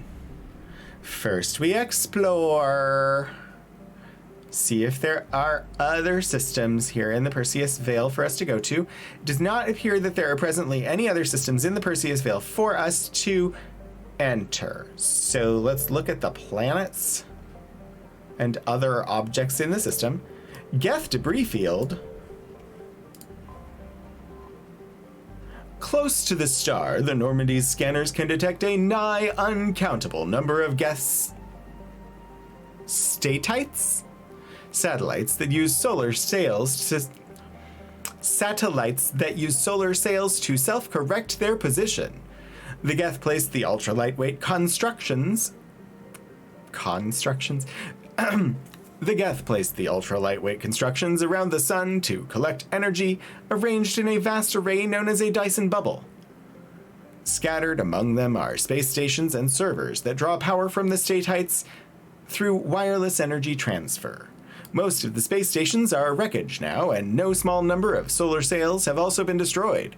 It appears the Quarians began to destroy them, but were stopped before the attack was complete. And here in the belt, we have the Migrant Fleet. A flotilla of 50,000 craft holding over 17 million Quarians, the Migrant Fleet is the largest array of spacefaring vessels in the known galaxy. It is a testament to the Quarian strategic skill that these numbers have not dropped significantly during recent battles. The fleet is now on the far side of the star from Rannoch, the better to cloak its movement from the Geth. The better to see you with, my dear. The Geth Dreadnought. Scans of the Geth Dreadnought orbiting Rannoch reveal an intimidating array of features, from an improved main gun and ultraviolet anti-ship lasers to increased thruster output.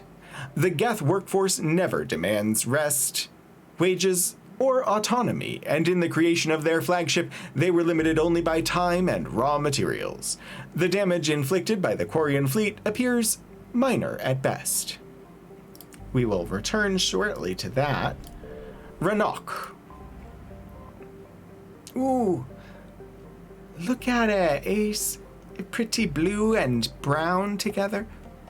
Although its orange sun is only about 90 times. That doesn't say times. Although its orange sun is only about 90% the mass of Sol and half as luminous, Rannoch is arid by Earth standards because it formed closer to the star and has slightly less ocean coverage. Photosynthetic life is concentrated around rivers and oceans, with large expanses of desert in between. The importance of plant life and shade in ancient Quarian culture is evident in the translation of Rannoch's name, Walled Garden. To a starship's sensors, the most obvious feature of the Quarian homeworld is the numerous heat sources in orbit. Thousands of Geth space stations watch over the planet. Somewhere in this artificial swarm of constructions lurks the Geth Armada, waiting for its moment to counter-attack. Population unknown. Quarian estimates on the number of Geth range from the tens of millions to the single-digit billions. Estimates on the number of Geth consciousnesses stored in servers are far higher. Orbital distance 0.72 AU, orbital period 0.64 Earth years, radius 6,021 kilometers, day length 32.3 Earth hours, atmospheric pressure 0.93 Earth atmospheres, surface temperature 48 Celsius, surface gravity 0.89 G. There's a little planet over here in the asteroidal belt. Uriah. I used to know someone named Uriah, only it wasn't spelled that way. Tikhun's asteroid belt is home to Uriah, a large...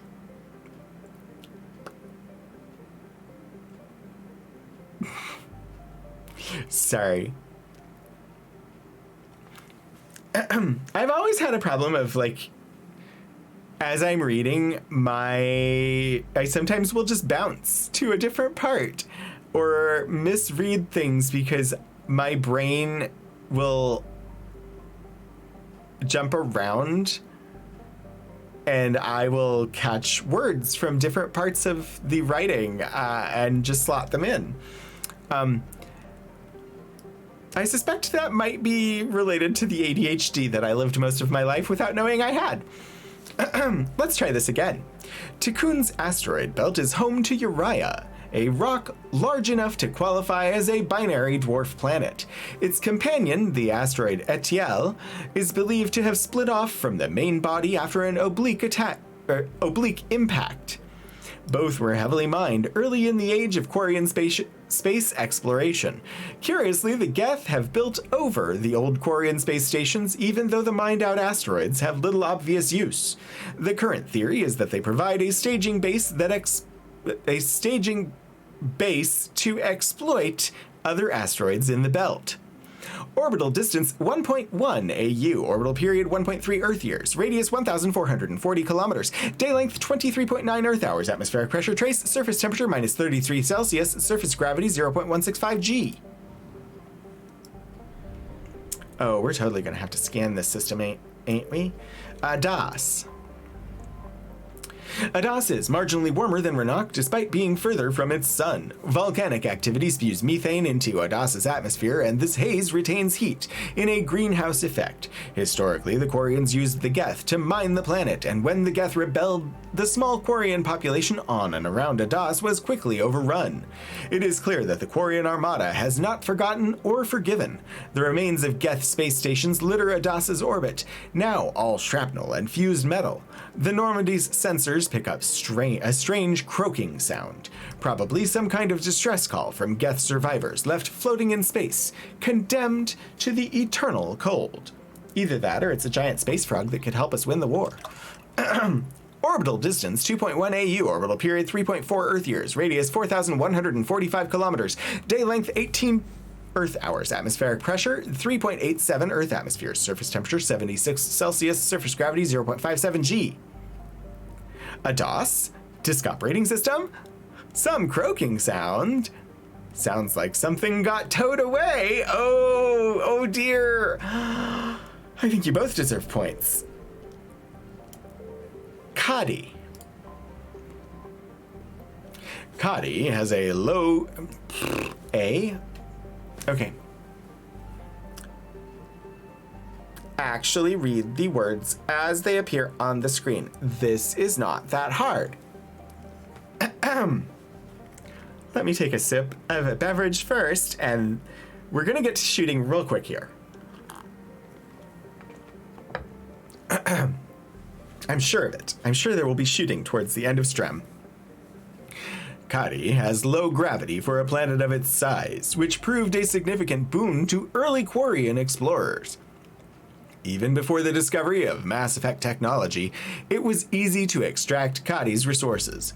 When the Quarians made first contact with the Citadel species and gained access to Ezo, profits rose and the orbital stations became a beehive of activity. Today, Kadi's Lagrange points are littered with space junk, including pieces of a Geth orbital station that must have massed at least 500 million tons. Such a station could have generated impressive kinetic barriers, but even these appear to have been insufficient against the Quarians' attack. Orbital distance 4.3 AU, orbital period 10 Earth years, radius 11,690 kilometers, day length 21 Earth hours, atmospheric pressure trace, surface temperature -93 Celsius, surface gravity 1.9 G. Long tradition in science fiction of treating space like an ocean. We have ships and admirals. Now we have learned that this extends to the physics. As here we must fear being swept away by the Undertoad. Oh, key squared. Excellent. Speak attack.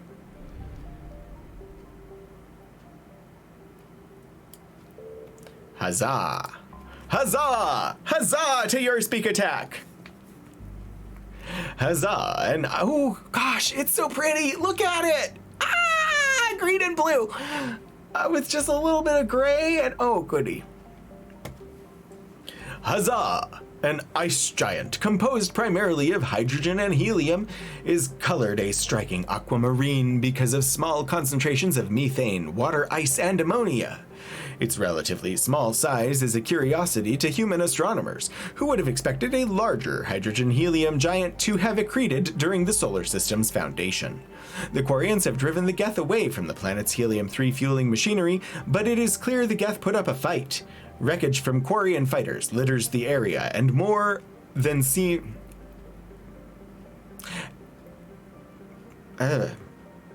Wreckage from Quarian fighters litters the area, and more than one refueling station appears to have been blown apart by kinetic impacts in a scorched Earth tactic. Orbital distance 7.8 AU, orbital period 23 Earth years, radius 17,918 kilometers, and day length 11.6 Earth hours.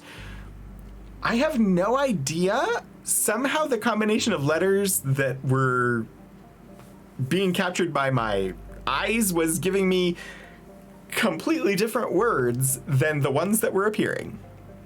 You read that as Hamza? I mean,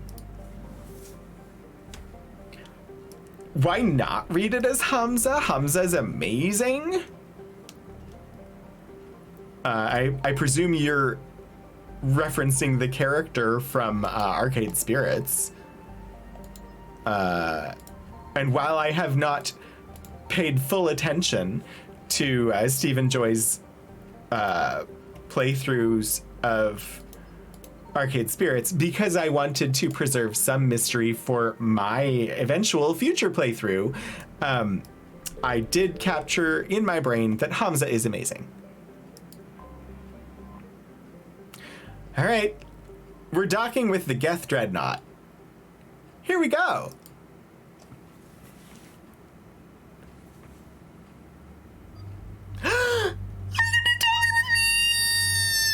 In fact, Tali's pre-selected, and oh gosh, we can cycle appearance. No, what? No, Tali.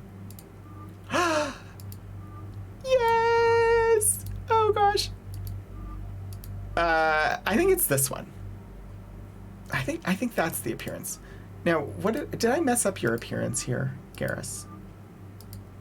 I don't know which armor I had you in. It doesn't really matter, but it does matter. I think it's that one. Sure. But, we got the team back together! It's Tali and Kaidan! What could go wrong? I mean, the Geth could take over our entire ship, and we have a lovely AI on board that I'm sure they'd love to eat. We have a new assault rifle?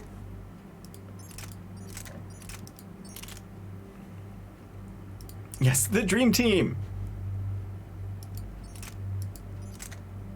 Where is the new one? Oh, Oh, the Argus. We will not be bringing the Argus, I don't believe, because we have not upgraded the Argus. What's special about it? The Argus is a high-powered rifle favored by senior CSEC officers. An excellent close-range weapon, its bursts of fire ensure ammunition conservation during lengthy conflicts. Other law enforcement agencies across the galaxy are adopting the Argus as their standard rifle, as much for its intimidation factor as its suppression power. Yeah, but ACAB. So, interestingly, we watched, I don't know if any of you have watched Enola Holmes, but Enola Holmes, no, Strim.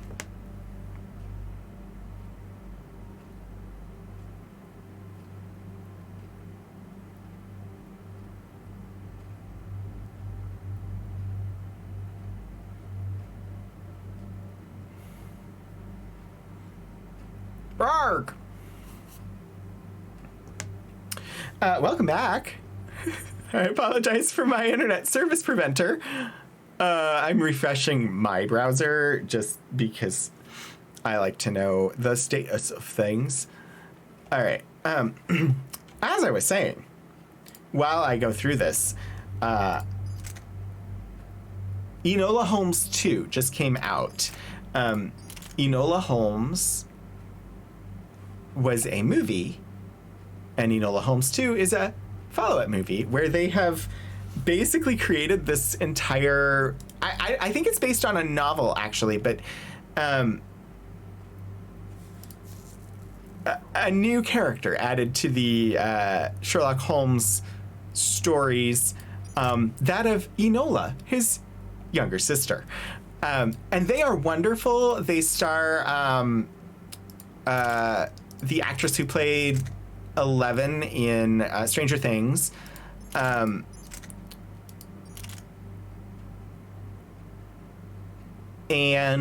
so the second one just came out, and watching it, I was like, wow, this movie screams all cops are bad.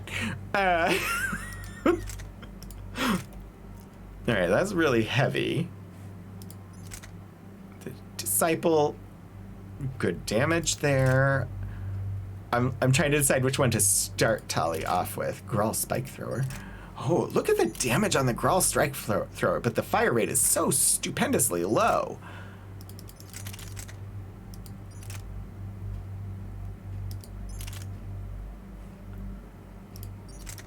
A whole series of novels by Nancy Springer. I mean, I loved it. I hope they do more movies.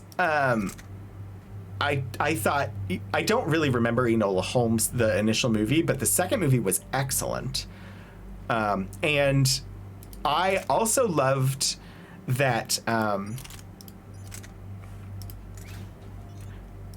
Millie Bobby Brown was one of the producers on Enola Holmes 2.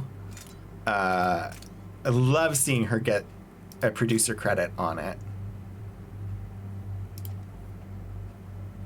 I don't know how much weight matters for my companion's weapons. Damage up. Let's go with capacity up, maybe? I don't know how much any of this matters on the companion weapons.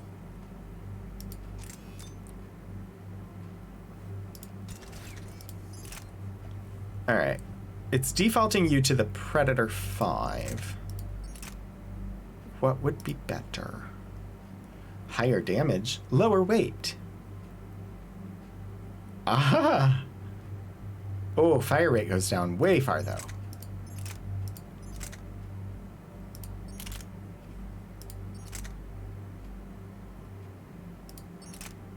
Predator seems a decent one to start with.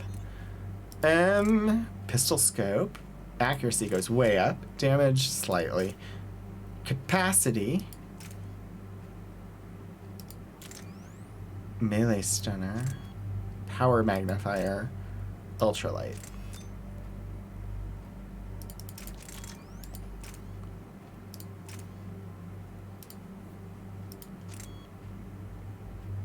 Yeah, sure.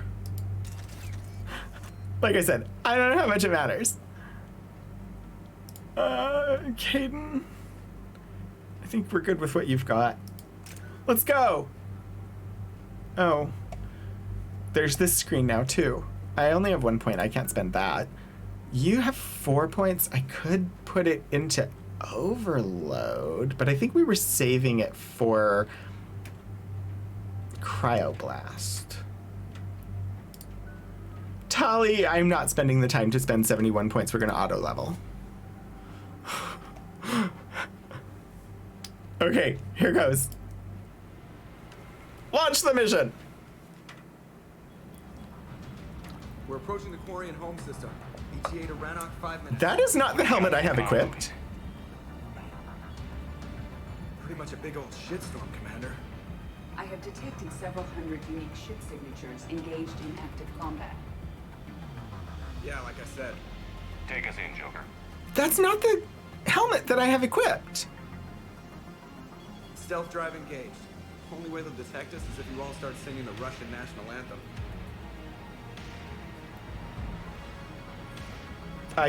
What? That was a non sequitur.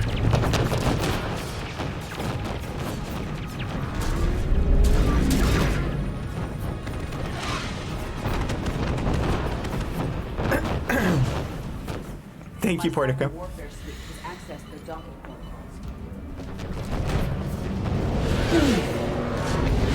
Stretch, stretch, stretch.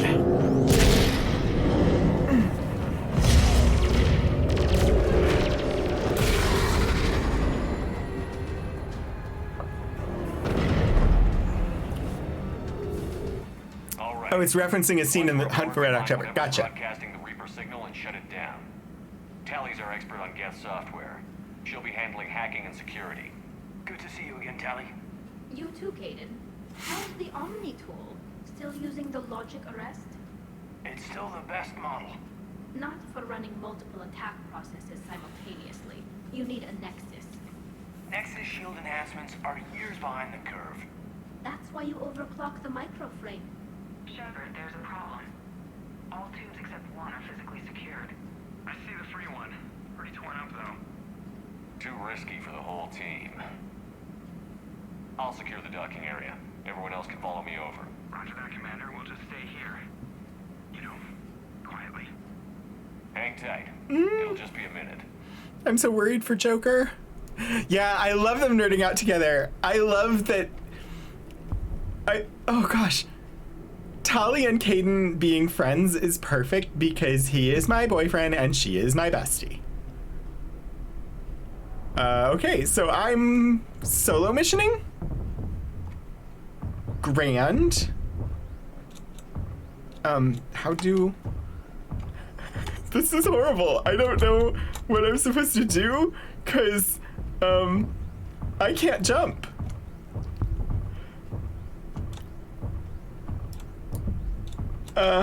Yeah, cool. Oh, maybe I just need to walk. Yeah, I figured it out, Mobius, right before your thing showed up. When the submarine crew starts inexplicably singing despite being a submarine. Gotcha. I've seen Hunt for Red October, because it's totally the type of movie that my dad, No wonder the Quarians were having trouble. That ship is enormous.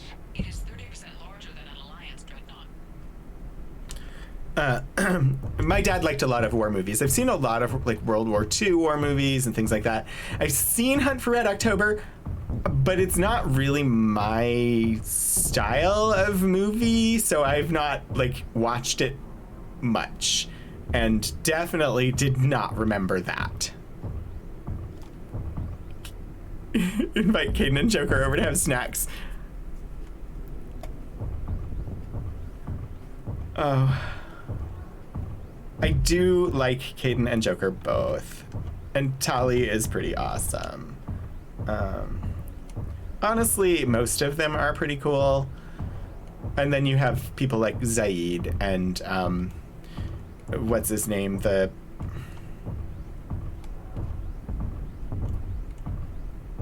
Prothean guy.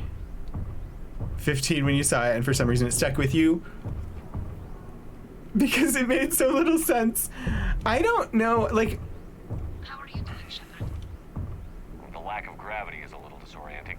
The Dreadnought has artificial gravity. You should be okay once you're on board. How long have you worked in space, Shepard? Hey, take your time, Commander. We're fine until they, look out a window. Geth don't use windows, remember? Structural weakness. Like the Geth are just sitting there saying, those organics would never try the no windows thing twice. How have you worked in space this long and, like, you're bothered by lack of gravity? I'm really bad with, like, remembering movie things. Even if it's a movie, like, it has to be something that I've been watching recently for it to really be something I remember. Otherwise, it might pop up, but I won't remember detail.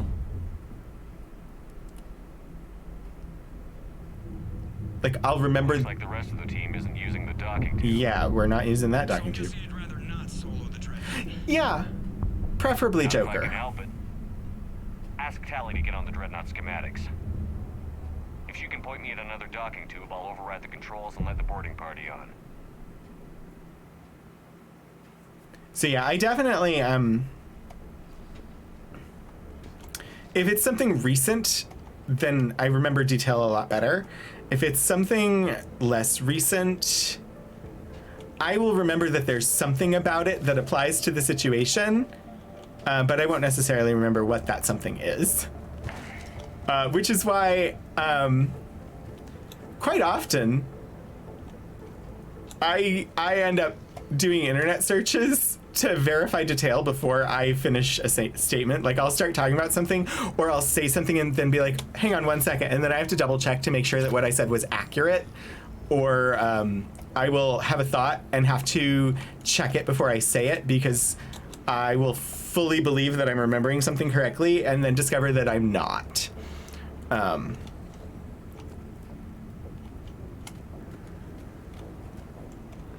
Even with, like, my favorite things.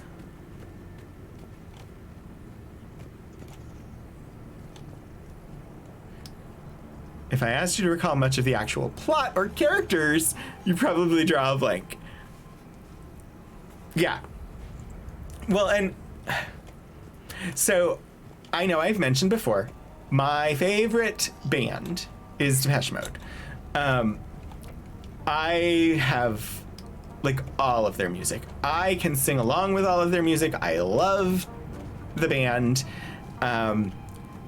For most of my time as a fan of Depeche Mode, though, I could not have told you who the people in the band were.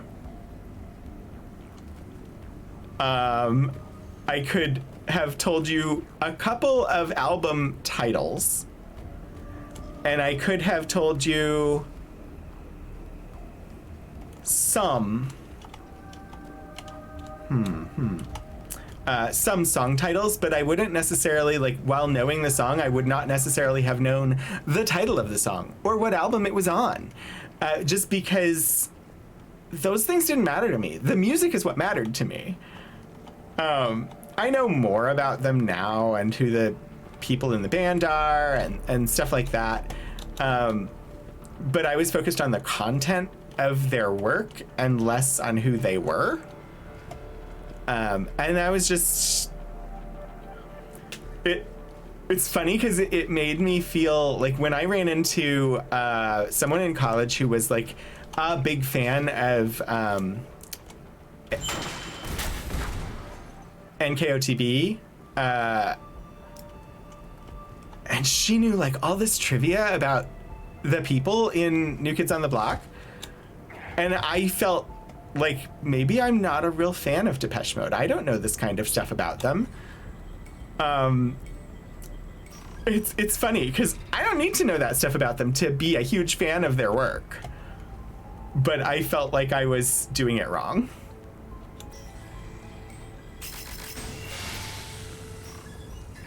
You know nothing about the people in your favorite bands. Yeah, and, like, I know more now just simply because I've paid a little bit more attention. I think we're good to go. Great. If you override the controls, we'll be right there.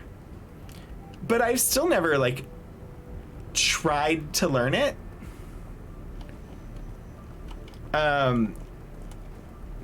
I've never like gone out specifically trying to learn. I have no idea if any of them were ever married or are in relationships or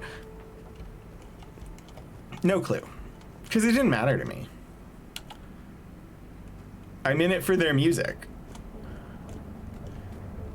I am happy to see that they do have a new album that is planned for, I think, a March release. Its title is Memento Mori, and it was inspired by, like, they started working on it during lockdown. And it's just coincidence. They actually titled it Memento Mori before Fletch died. The only reason you know the singer of your favorite band is because he started a solo act. Yeah. And when Dave Gahan went off and recorded his own albums, iTunes recommended it to me. And that's the only reason I even knew his name. And now I was gifted a documentary about a documentary crew followed them on one of their tours for one of their more recent albums, more recent being like within the last 20 years. And so I've watched that, and that was how I got to know them a little bit more. And despite having a huge crush on Andy Fletcher when I was younger, for a long time I didn't even know his name. I just knew that I was attracted to that one guy in the band.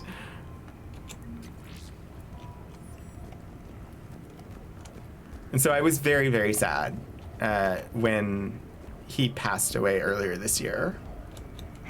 I don't know what's going to happen beyond they have an album coming out in March. He was not terribly active in the actual performance of the music for quite a while, but he was still creatively involved in like mediating disputes between Dave Gahan and Martin Gore when it came to the music itself. And he was on stage, even though they have other band members that did more of the actual like performance. He did more of the business stuff for the band long term, but he was still an integral part and one of the founding members of the band.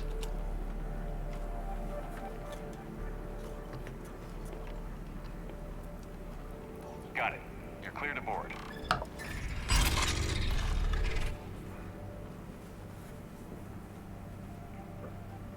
All right.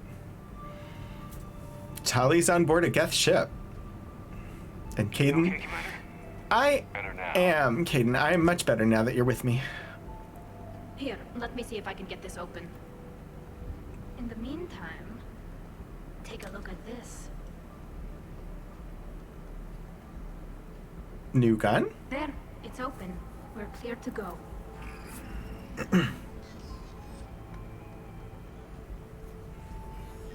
Arc pistol. Let us examine. I mean, it's going to be an Arc Pistol 1, though, which is not going to be spectacular.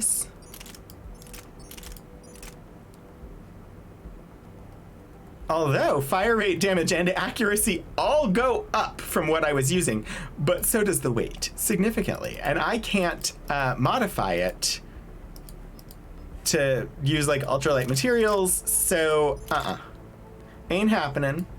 I want my 117% power recharge speed. Looks impressive. It's Admiral Zen's design. It transmits an energy pulse on contact that disrupts shields and synthetics. That'll be handy. I probably Perfect for taking out Geth. could have equipped it on one of the others. So where are we headed? We're looking for an operations center. I can disable the Reaper command signal from there. Where's the closest one? Past their defense network and through a sensor cluster. Let's make sure. All right, I've got the sniper rifle equipped. Throw in a quick save. Because I have a feeling shooting is going to ensue relatively soonish.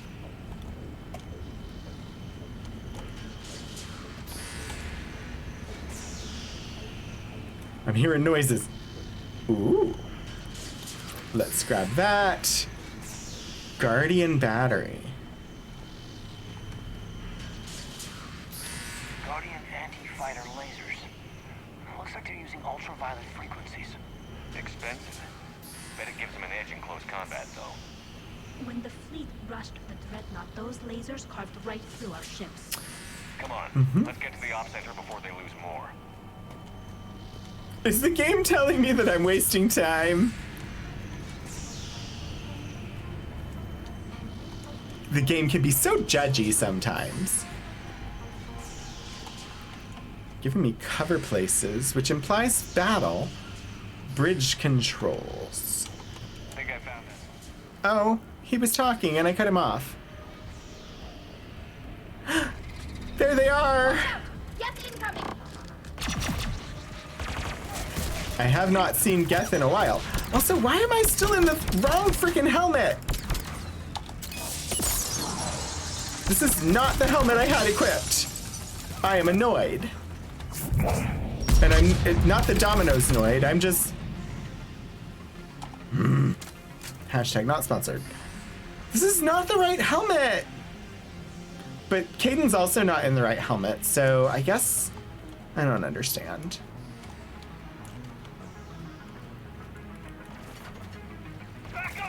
Because I have to breathe. They're Geths! They send alerts to every unit on this ship. We need to get to the operations center before they box us in. Who's...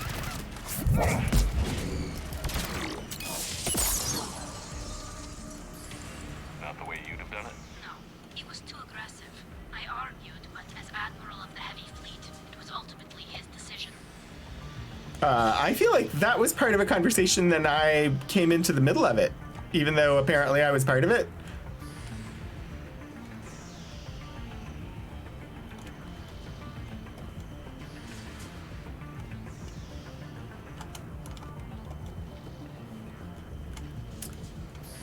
Okay, down the ladder we go.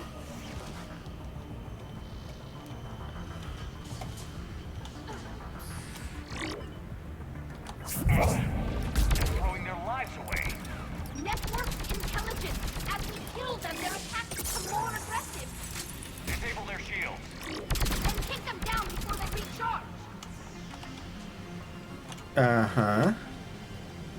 This is a thing that we can do, I assume.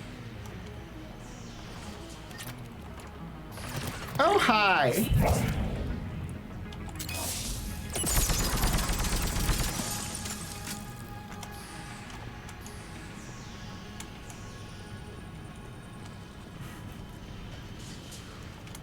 Oh, wait. Because Shep need to breath? Breath. Yes, breathe. Breathe, breath. I can't jump that. That's too wide. Ah! It took me a minute to register that it said trap. Words be hard, yes. Arr. That seems rather warm. Although warm in space, sometimes good, but one of the biggest problems with space travel is heat dissipation. Ah!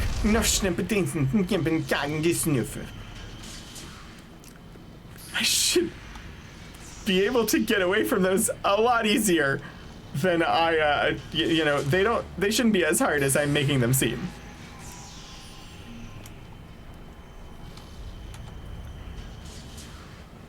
Okay.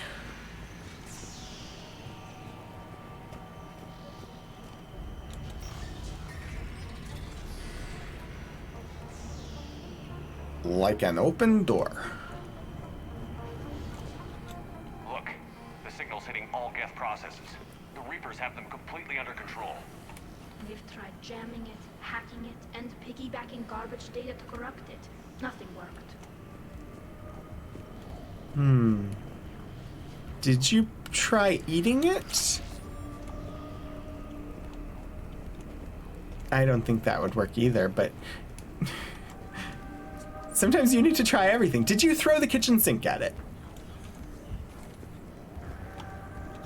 Sensor data. Can you tell what's going on outside? We're taking heavy losses. The Geth have a planetary defense cannon. It's ripping through our fleet. Is there anything we can do to help them? Just make their sacrifice worthwhile. Do not put the AI tech in your mouth. Who knows where it's been? That's how they got in this mess in the first place? Wait, eating the Geth? Oh, turning the...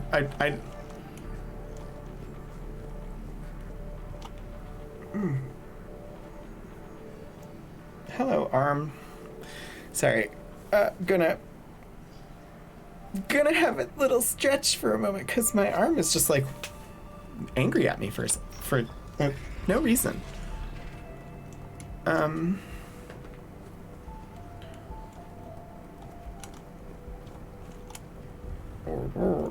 Checking doors and corners. Doors and corners. Don't mess with Geth witches. Geth switches. You never know what will get them to turn on you. I don't want to turn the Geth on. Why do we need to find the operations center? Wouldn't any access console do? No. Anything we do here, the Geth could counter. Too many fault checks and redundancy levels for what we need to do. I'm here to romance Kaidan, not turn on the Geth. Oh.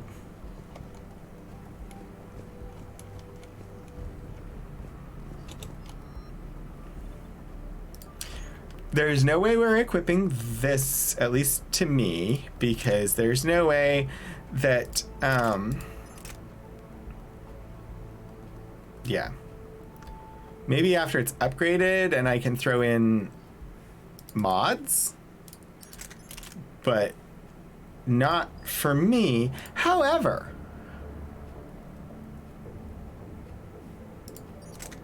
all right, let's look at this. Arc pistol.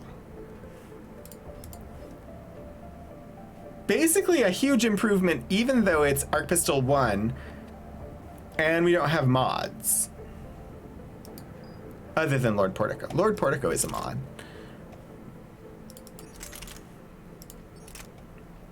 Look at that fire rate. Capacity.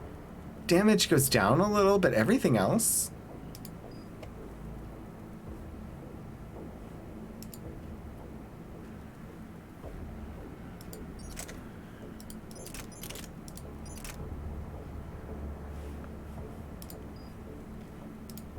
You were gonna say, yeah.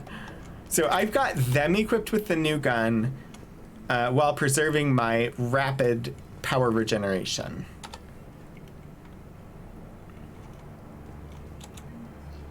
The Dreadnought's Operations Center is just ahead. Good. Let's get the Reaper signal and get the fleet out of here.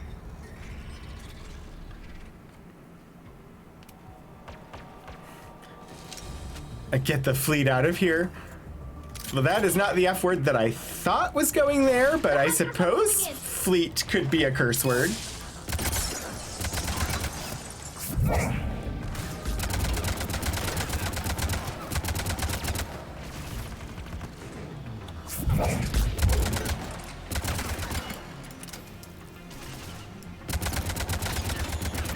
Cloak gas is down. Stay sharp. We still got a cloak gas here.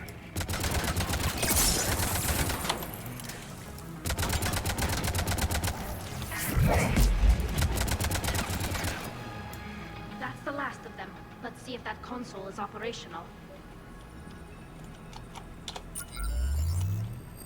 I went to explode my barrier and realized it wasn't active. Look at how much data the Dreadnought central processor is handling. I think it's handling information from all Geth everywhere. That would be a lot of information. Oh, freaking traps.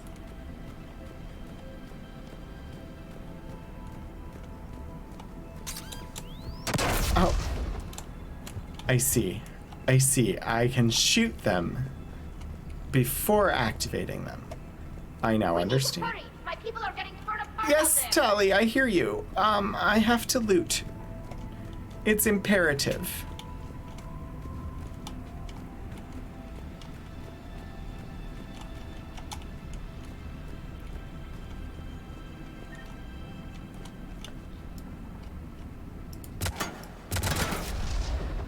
Success! For once, I did not go boom with the trap.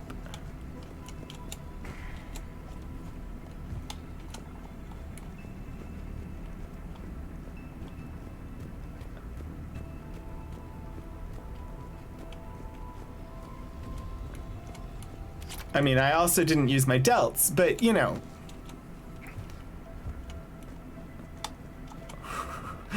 I didn't use my traps.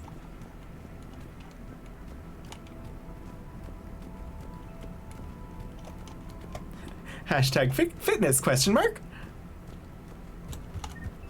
That is, oh, yeah. Submachine gun scope. Okay. Oh, Geth data, ops center console.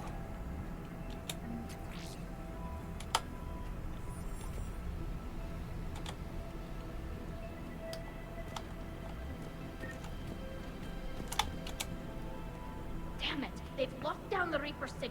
We can't shut it down from here in the operation I mean, center.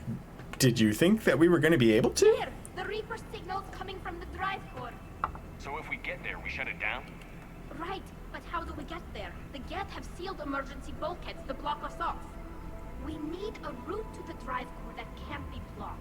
A path that runs the length of the ship. What about the main battery? It runs right by the drive core. That could work. But The Geth still have us locked in here. We need to get these doors open. They've locked high-level processes. We need something basic. A ship-wide emergency. Like a fire. Burn it down! what about the heat diffusion system? Wait, if I faked a thermal warning, it would open all maintenance tubes for emergency venting. Would that override the lockdown? Yes. Okay, I've got it primed. But be ready. I'm reading hostile Geth on the other side of the doors. Of course. Also, is not the main battery their gun? We're gonna go through the gun barrel. There could be cloaked hunters as well.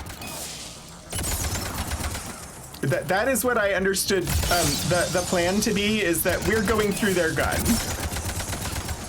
Get reinforcements!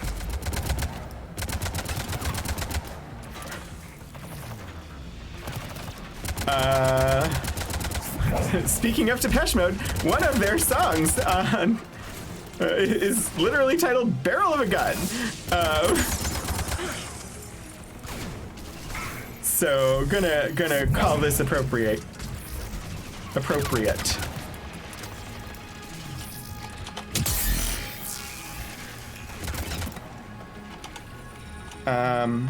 Oh hi.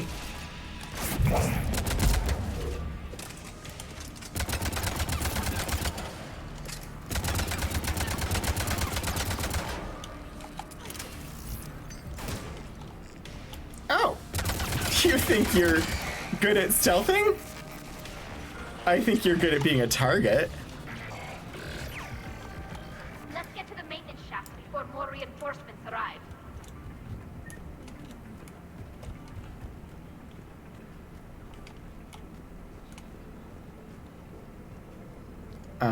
I don't actually know where I'm supposed to go. Okay. Looks like I am meant to progress in that direction. Onward to victory! Also, no, not 9, 8. Activate that so it's ready if I need to explode it. After we stopped him at the Citadel, never thought we'd have to worry about the Geth again. The ones that served Saren were heretics. They left the Geth to worship the Reapers. Right, I saw the file. This ship design is almost Quarian, but not quite. It's meant for synthetics, not organics. Shouldn't be too much farther to the main battery. I'm surprised they'd send you on this mission, Tali. Even admirals are expected to serve. I'm better at hacking than I am ordering ships around.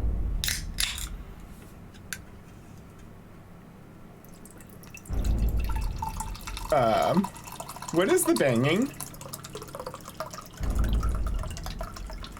That's the gun shooting, isn't it?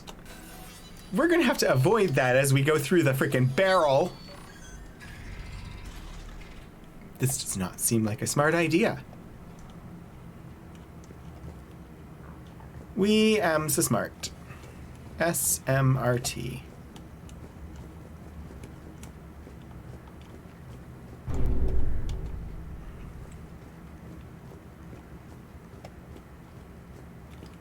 Oh, there's a ladder. I was like, where am I supposed to go?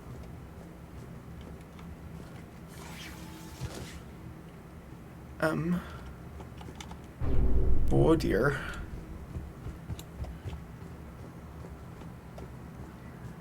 Surprisingly, this has so far been easier than anticipated.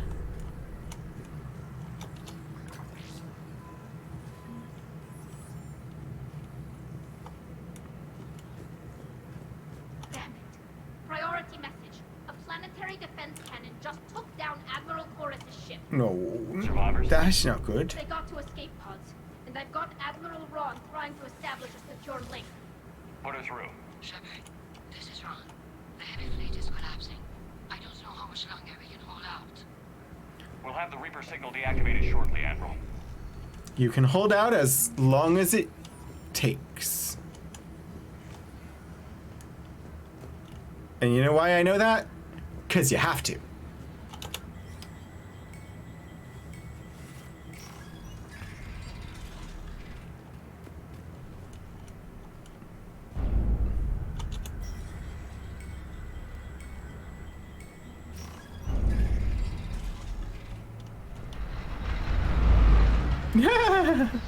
This is more like what I was expecting, being in the barrel of a gun.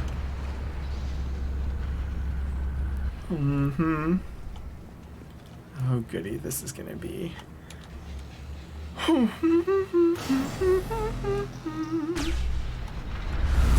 we're gonna be being shot at while electrical pulses go past us?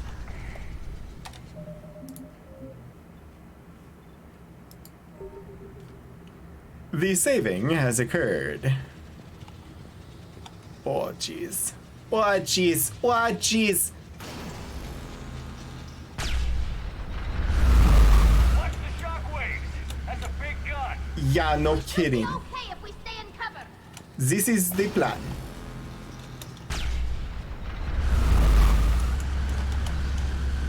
Move, Tali. Don't block me when I'm trying to move forward. I think they figured out what we're doing. Oh, jeepers. Yep, I was expecting this. Combined freaking giant gun and Reaper shooty things at the same time.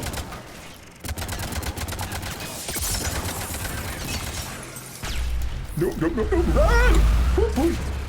Okay, so I don't actually have to be like cover. I just need to be off to the side. This is good to know. Look! Overhead, too! Overhead?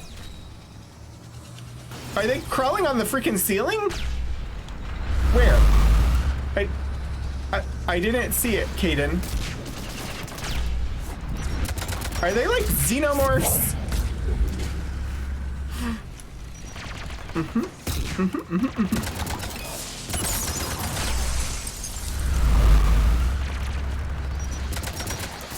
Ah, knashnu fnipnene.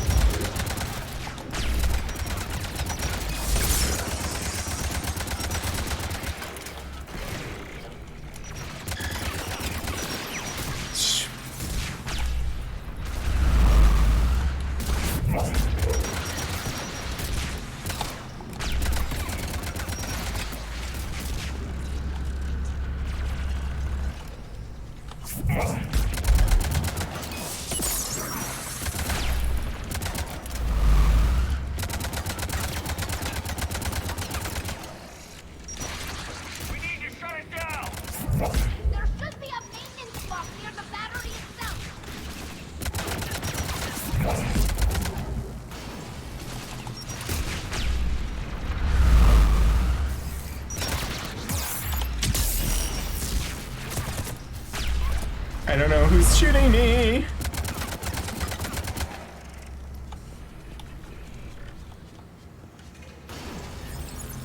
A maintenance lock, huh? Ow!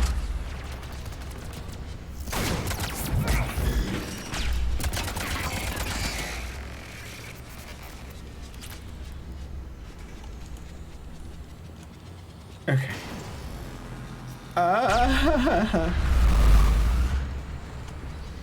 So far, not been too bad. But we definitely need to shut this thing off, because it go ouchie.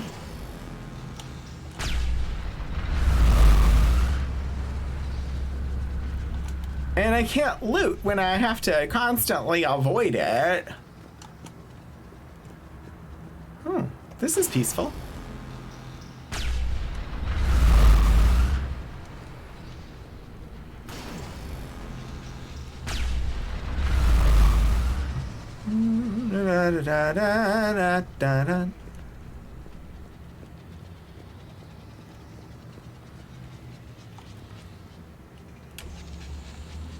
Yeah, I'm attempting to do that. Where? Oh.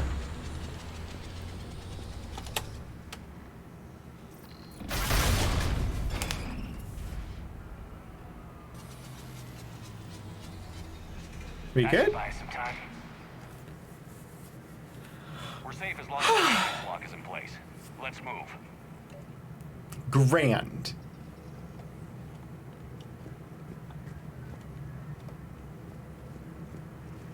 Let's move. Okay, so it's in the maintenance mode. I get this. It's that direction. Yeah. Okay. I don't think it would have let me go any other direction. So. Ah! Frack. Back online. Come on. Of course it is. Run! Holy moly!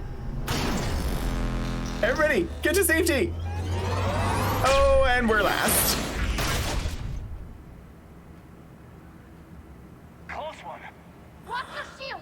Step to cover! Mm-hmm. Great. Shnikes. No. No. I don't like. Not good. Farkle. I am annoyed. No. Stay away, people. Don't shoot me.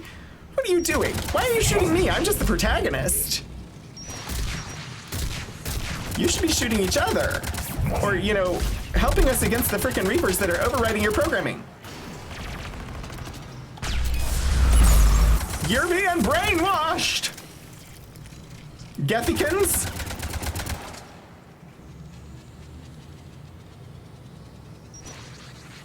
Ow. Where the frack even are you?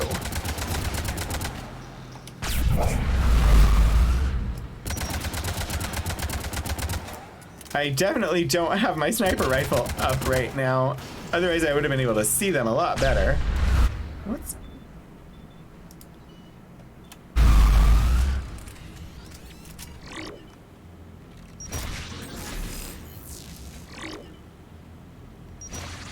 Where?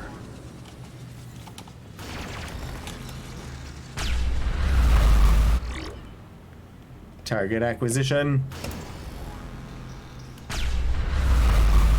Ouch. Okay, let's head up here. Ouch! Mine!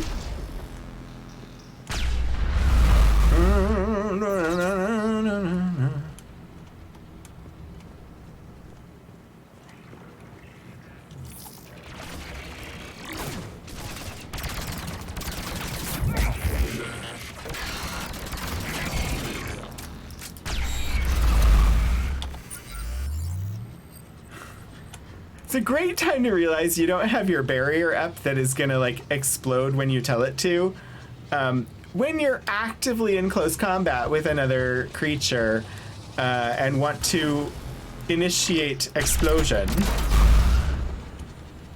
that's a great time to realize that it's not active. Huh. I suppose we can go forward up here. Or not.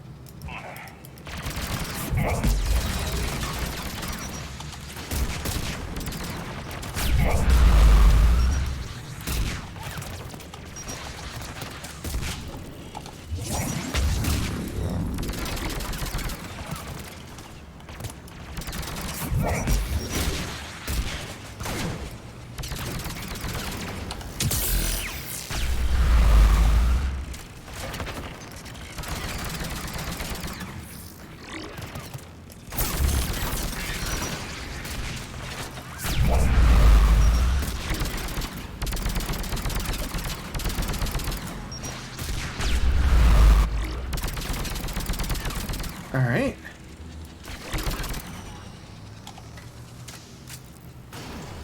Anybody else want to party?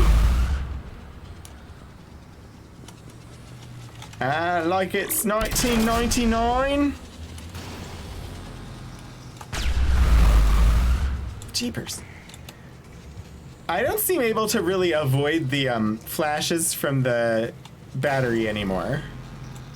They just seem to happen no matter where I am, even if I'm in cover. So I don't know that I'm even trying now. I am gonna look for a way to shut them off again. So much more peaceful up here.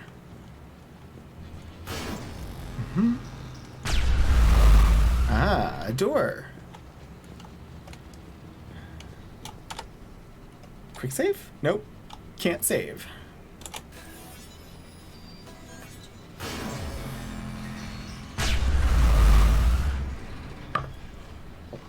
Why did it close? Did I just not go through fast enough? What was that about?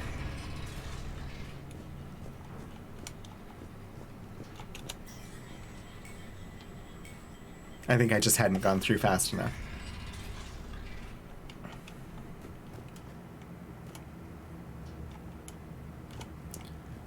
All right, doors and corners. Elevator. Grab this. All right, I think we're taking the elevator this time.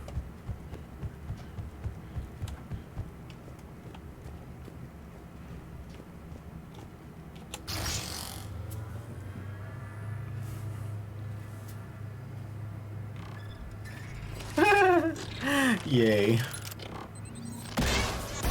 And yeah, this is not exactly surprising. Grab my hand! Hang on.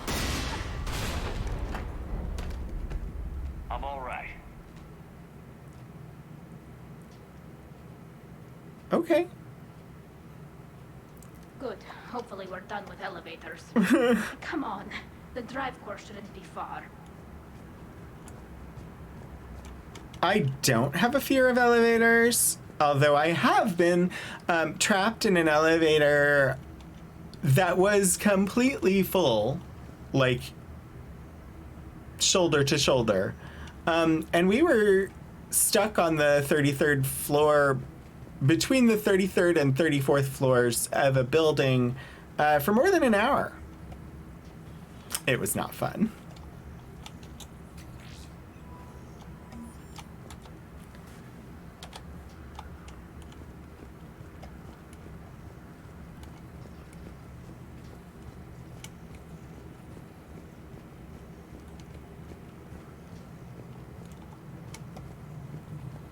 All right.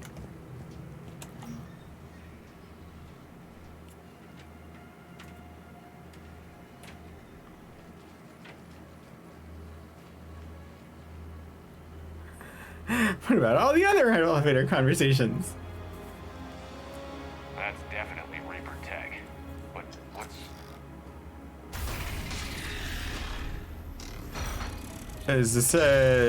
Is this Legion Reaper? Reaper Legion? Shepard Commander, help us. Legion? Do you know this thing? Yes. It helped me fight the Collectors. It's on our side. But weren't all the Geth reprogrammed? The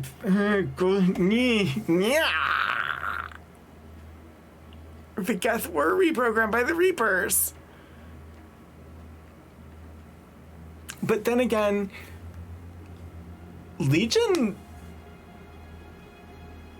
wasn't fully integrated. Like, Legion was an anomaly within the Geth too, so maybe being an anomaly...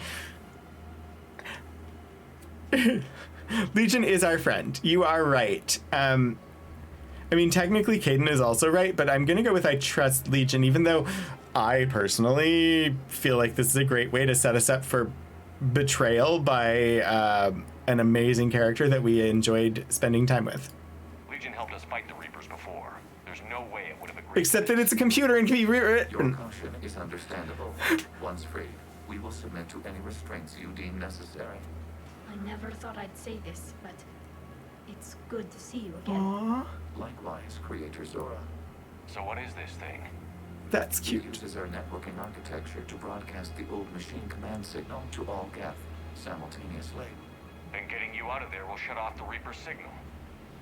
Wait, you cannot simply remove the restraints. We are secured via hardware blocks nearby that shackle our operating protocols. The hardware blocks are on the far side of the room. Aww. Far side of the room, you said? Yes, deactivation should be simple. The Geth protected them against viral attack, not physical removal. How'd the Reapers get control of the Geth? They did not. The Creators attacked. The Geth wished to live. The old machines extended an offer. So we went to that Geth station and rewrote the heretics for what? Nothing? No, you successfully rewrote the heretics. The decision to ally with the old machines was difficult. Had the Creators not attacked, it would have been unnecessary. We'll have you out of there soon. So the Geth only signed on with the Reapers to save themselves. Nothing excuses an alliance with the Reapers. They could have found another way. Damn it! This is... Oh, gosh. Negotiate rather than attack. I did. Let's just get Legion out of there. Wow. Attention all hands, the AI moon is haunted and crashing toward the stream. Please report to escape pods and or put on your Majora's Mask in 13 minutes. We did level. Oh, golly gosh. It's still only up to 5 points, and I think we were saving for Reeve, so still not spending those. You can't do anything with 2 points. But with 6 points, Caden Alenko wins the day by upgrading Cryoblast to level 5. Decrease movement speed of chilled targets by an additional 20%, or increase damage by 10%.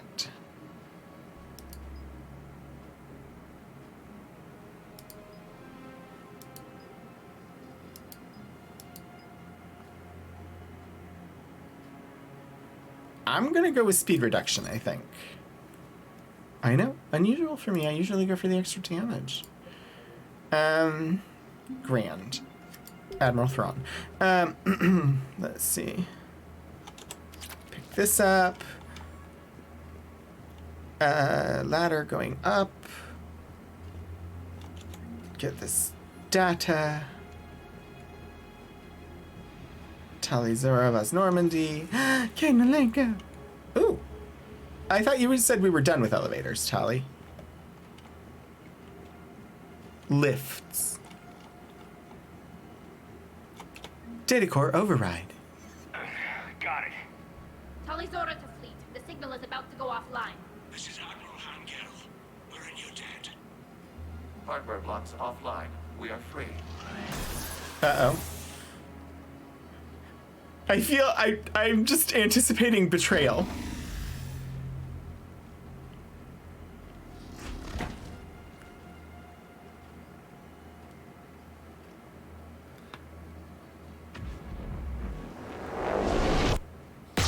Keela. As a gesture of cooperation, we have disabled the Dreadnought's drive core. All weapons and barriers are offline.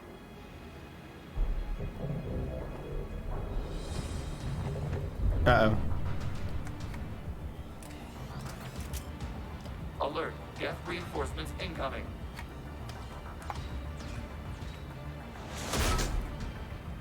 Who are you? Hello, Red Boy. The Geth fleet is destabilized. The signal is offline. Civilian fleet, prepare to withdraw. The bottom fleet will cover you once the heavy fleet is in position. Whenever you're ready, Admiral Carroll. The Quarians have a chance now. Watch out for the combat drone. Combat drone? Where?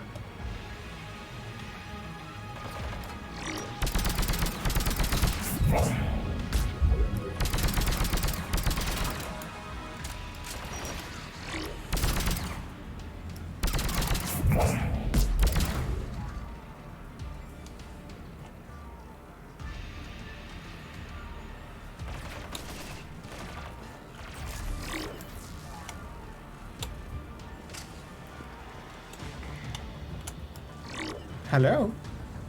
Who's there? Who's that? Beware! Who's that hiding in the ship bits? It's that rascal, the Geth one. What are you doing? Ron, check your screens. The Dreadnought is helpless. No barriers, and the main gun is offline. It's those rascals. Strike now. The Geth with guns. This is our chance to withdraw the civilian fleet safely. Ack! What are you talking about? We're still on board. We can't waste this chance. They're Heavy fleet on board. kind of right. Take out the Dreadnought. Control fleet, hold position. You do that, and the heavy fleet gets wiped out. And if we die, simple retreat won't save you from the Geth response. Damn you. Damn it, what are they doing? Focus on the Geth. We'll worry about the Admirals later. He's placing a turret.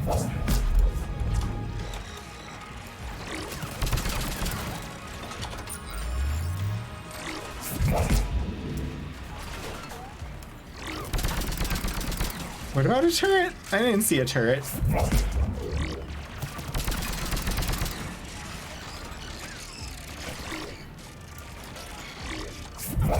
I did not see a Turian turret. I feel like we fought in this layout of stuff in a previous battle, but I don't remember exactly which.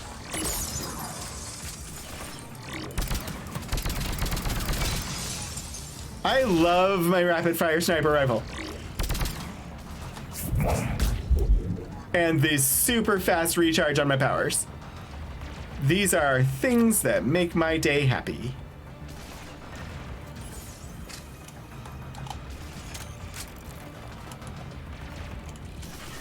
Happiness is killing the Geth as they try to shoot me.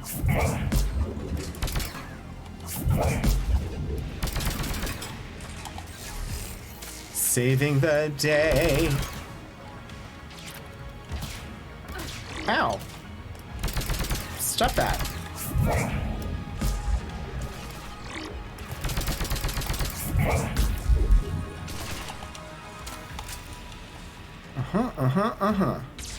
No! Stop that. Stop it. Stop. Stop. Stop. Stop. Alright, what was shooting at me? Is that a freaking turret of some... what?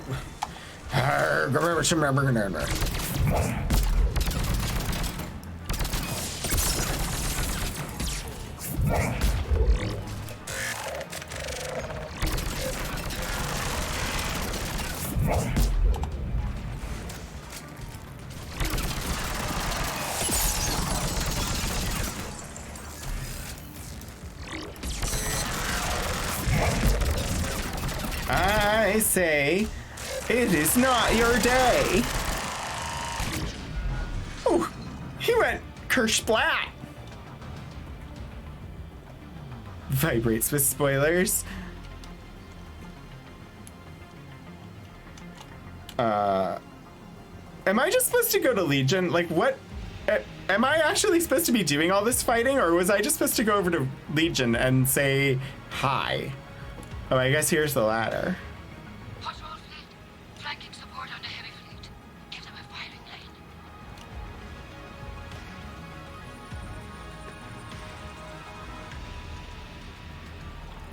ships, open fire.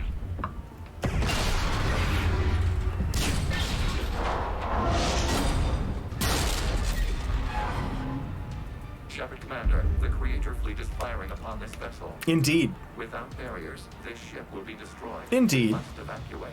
Indeed. We need to get to the escape pods. Transmit intelligences via remote signal. We do not use escape pods. Suggestions?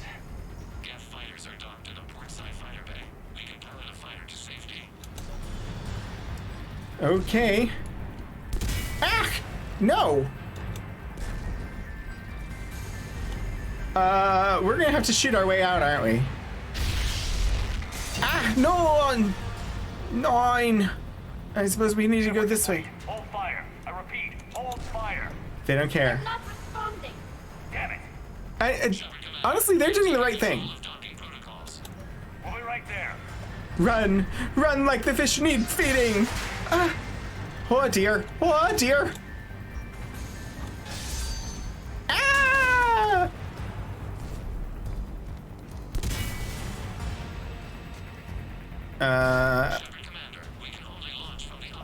Yeah, coming! Door shutting! Double time, people! Hurry! We're losing the environmental field. Tully!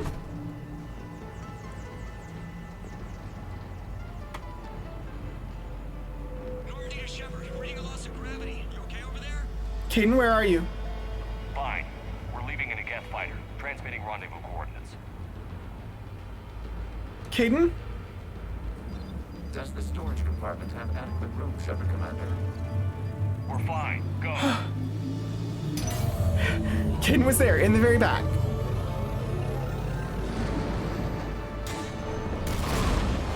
Just waggle the wings or something so I know which one is you.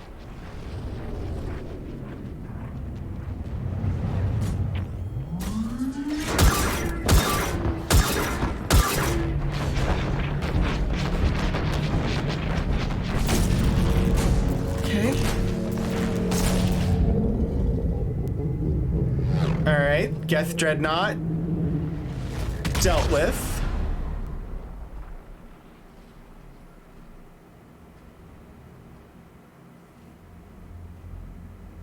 They fired on the Dreadnought while you were on board? Yeah, it was the right thing to do. Fleet out safely. Instead, I know. Admiral Garrow's been causing trouble along the Turian border for years. It was the right I can choice! understand their desperation. We only lost Earth a few weeks back. we haven't lost Earth yet. We need help, Shepard. We need a fleet. And the Quarians have the biggest one out there. I'll get it, Admiral. I understand why they fired on it before we had a chance to escape. Your unilateral strike endangered us all. I should charge you with treason. I was within my authority as Admiral of the Heavy Fleet. And what of Shepard and Talizora? They escaped unharmed. Shepard, the mission parameters changed. You're military. You understand that. I do. You did the right thing. Just give me a heads up next time. Yeah. Thank you, Shepard. I'm glad there's at least one other soldier in the room. I've got to get back to the Heavy Fleet. Ron, we'll talk. The mission is uppermost. When the fate of the entire galaxy is at stake. The Geth inflicted heavy casualties before you disabled the Reaper signal. You said they have a planetary defense cannon? Had. Admiral Chorus sacrificed his own ship to destroy it. He crash-landed on the home world. The Normandy can assist with rescue efforts. Thank you, Commander. I think the worst is over. The Geth no longer possess the programming upgrades they had while enslaved by the Reapers. Shepard Commander, we are prepared to offer assistance. What the hell is this? Wait. Everybody calm down. Its name is Legion. It helped me destroy the Collectors. The Reapers were using Legion like a signal booster to broadcast commands from the Dreadnought. We freed it. We freed it. With some study, I may be able to use it to find a weakness in the Geth consensus. Oh god, I am so worried that Legion and shoot, what's her name? Our AI companion on the ship. I am so worried that that Legion is going to corrupt Edie, and I don't know. I've never played this before. Please don't give me spoilers, but it's one potential direction that the story could go.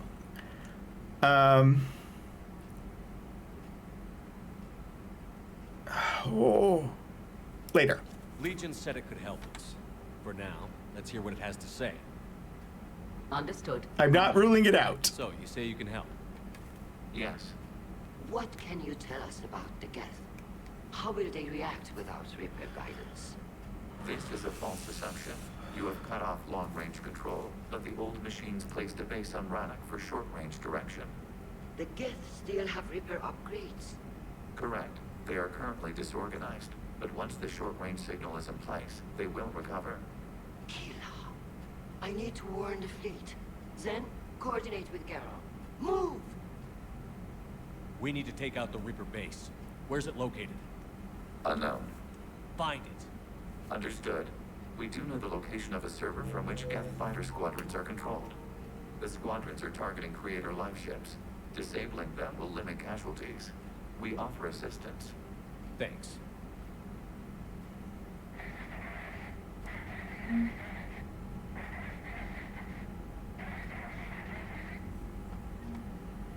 All right, I'm gonna save, and we will look at the aftermath of that next week, because we have run over by a couple of minutes.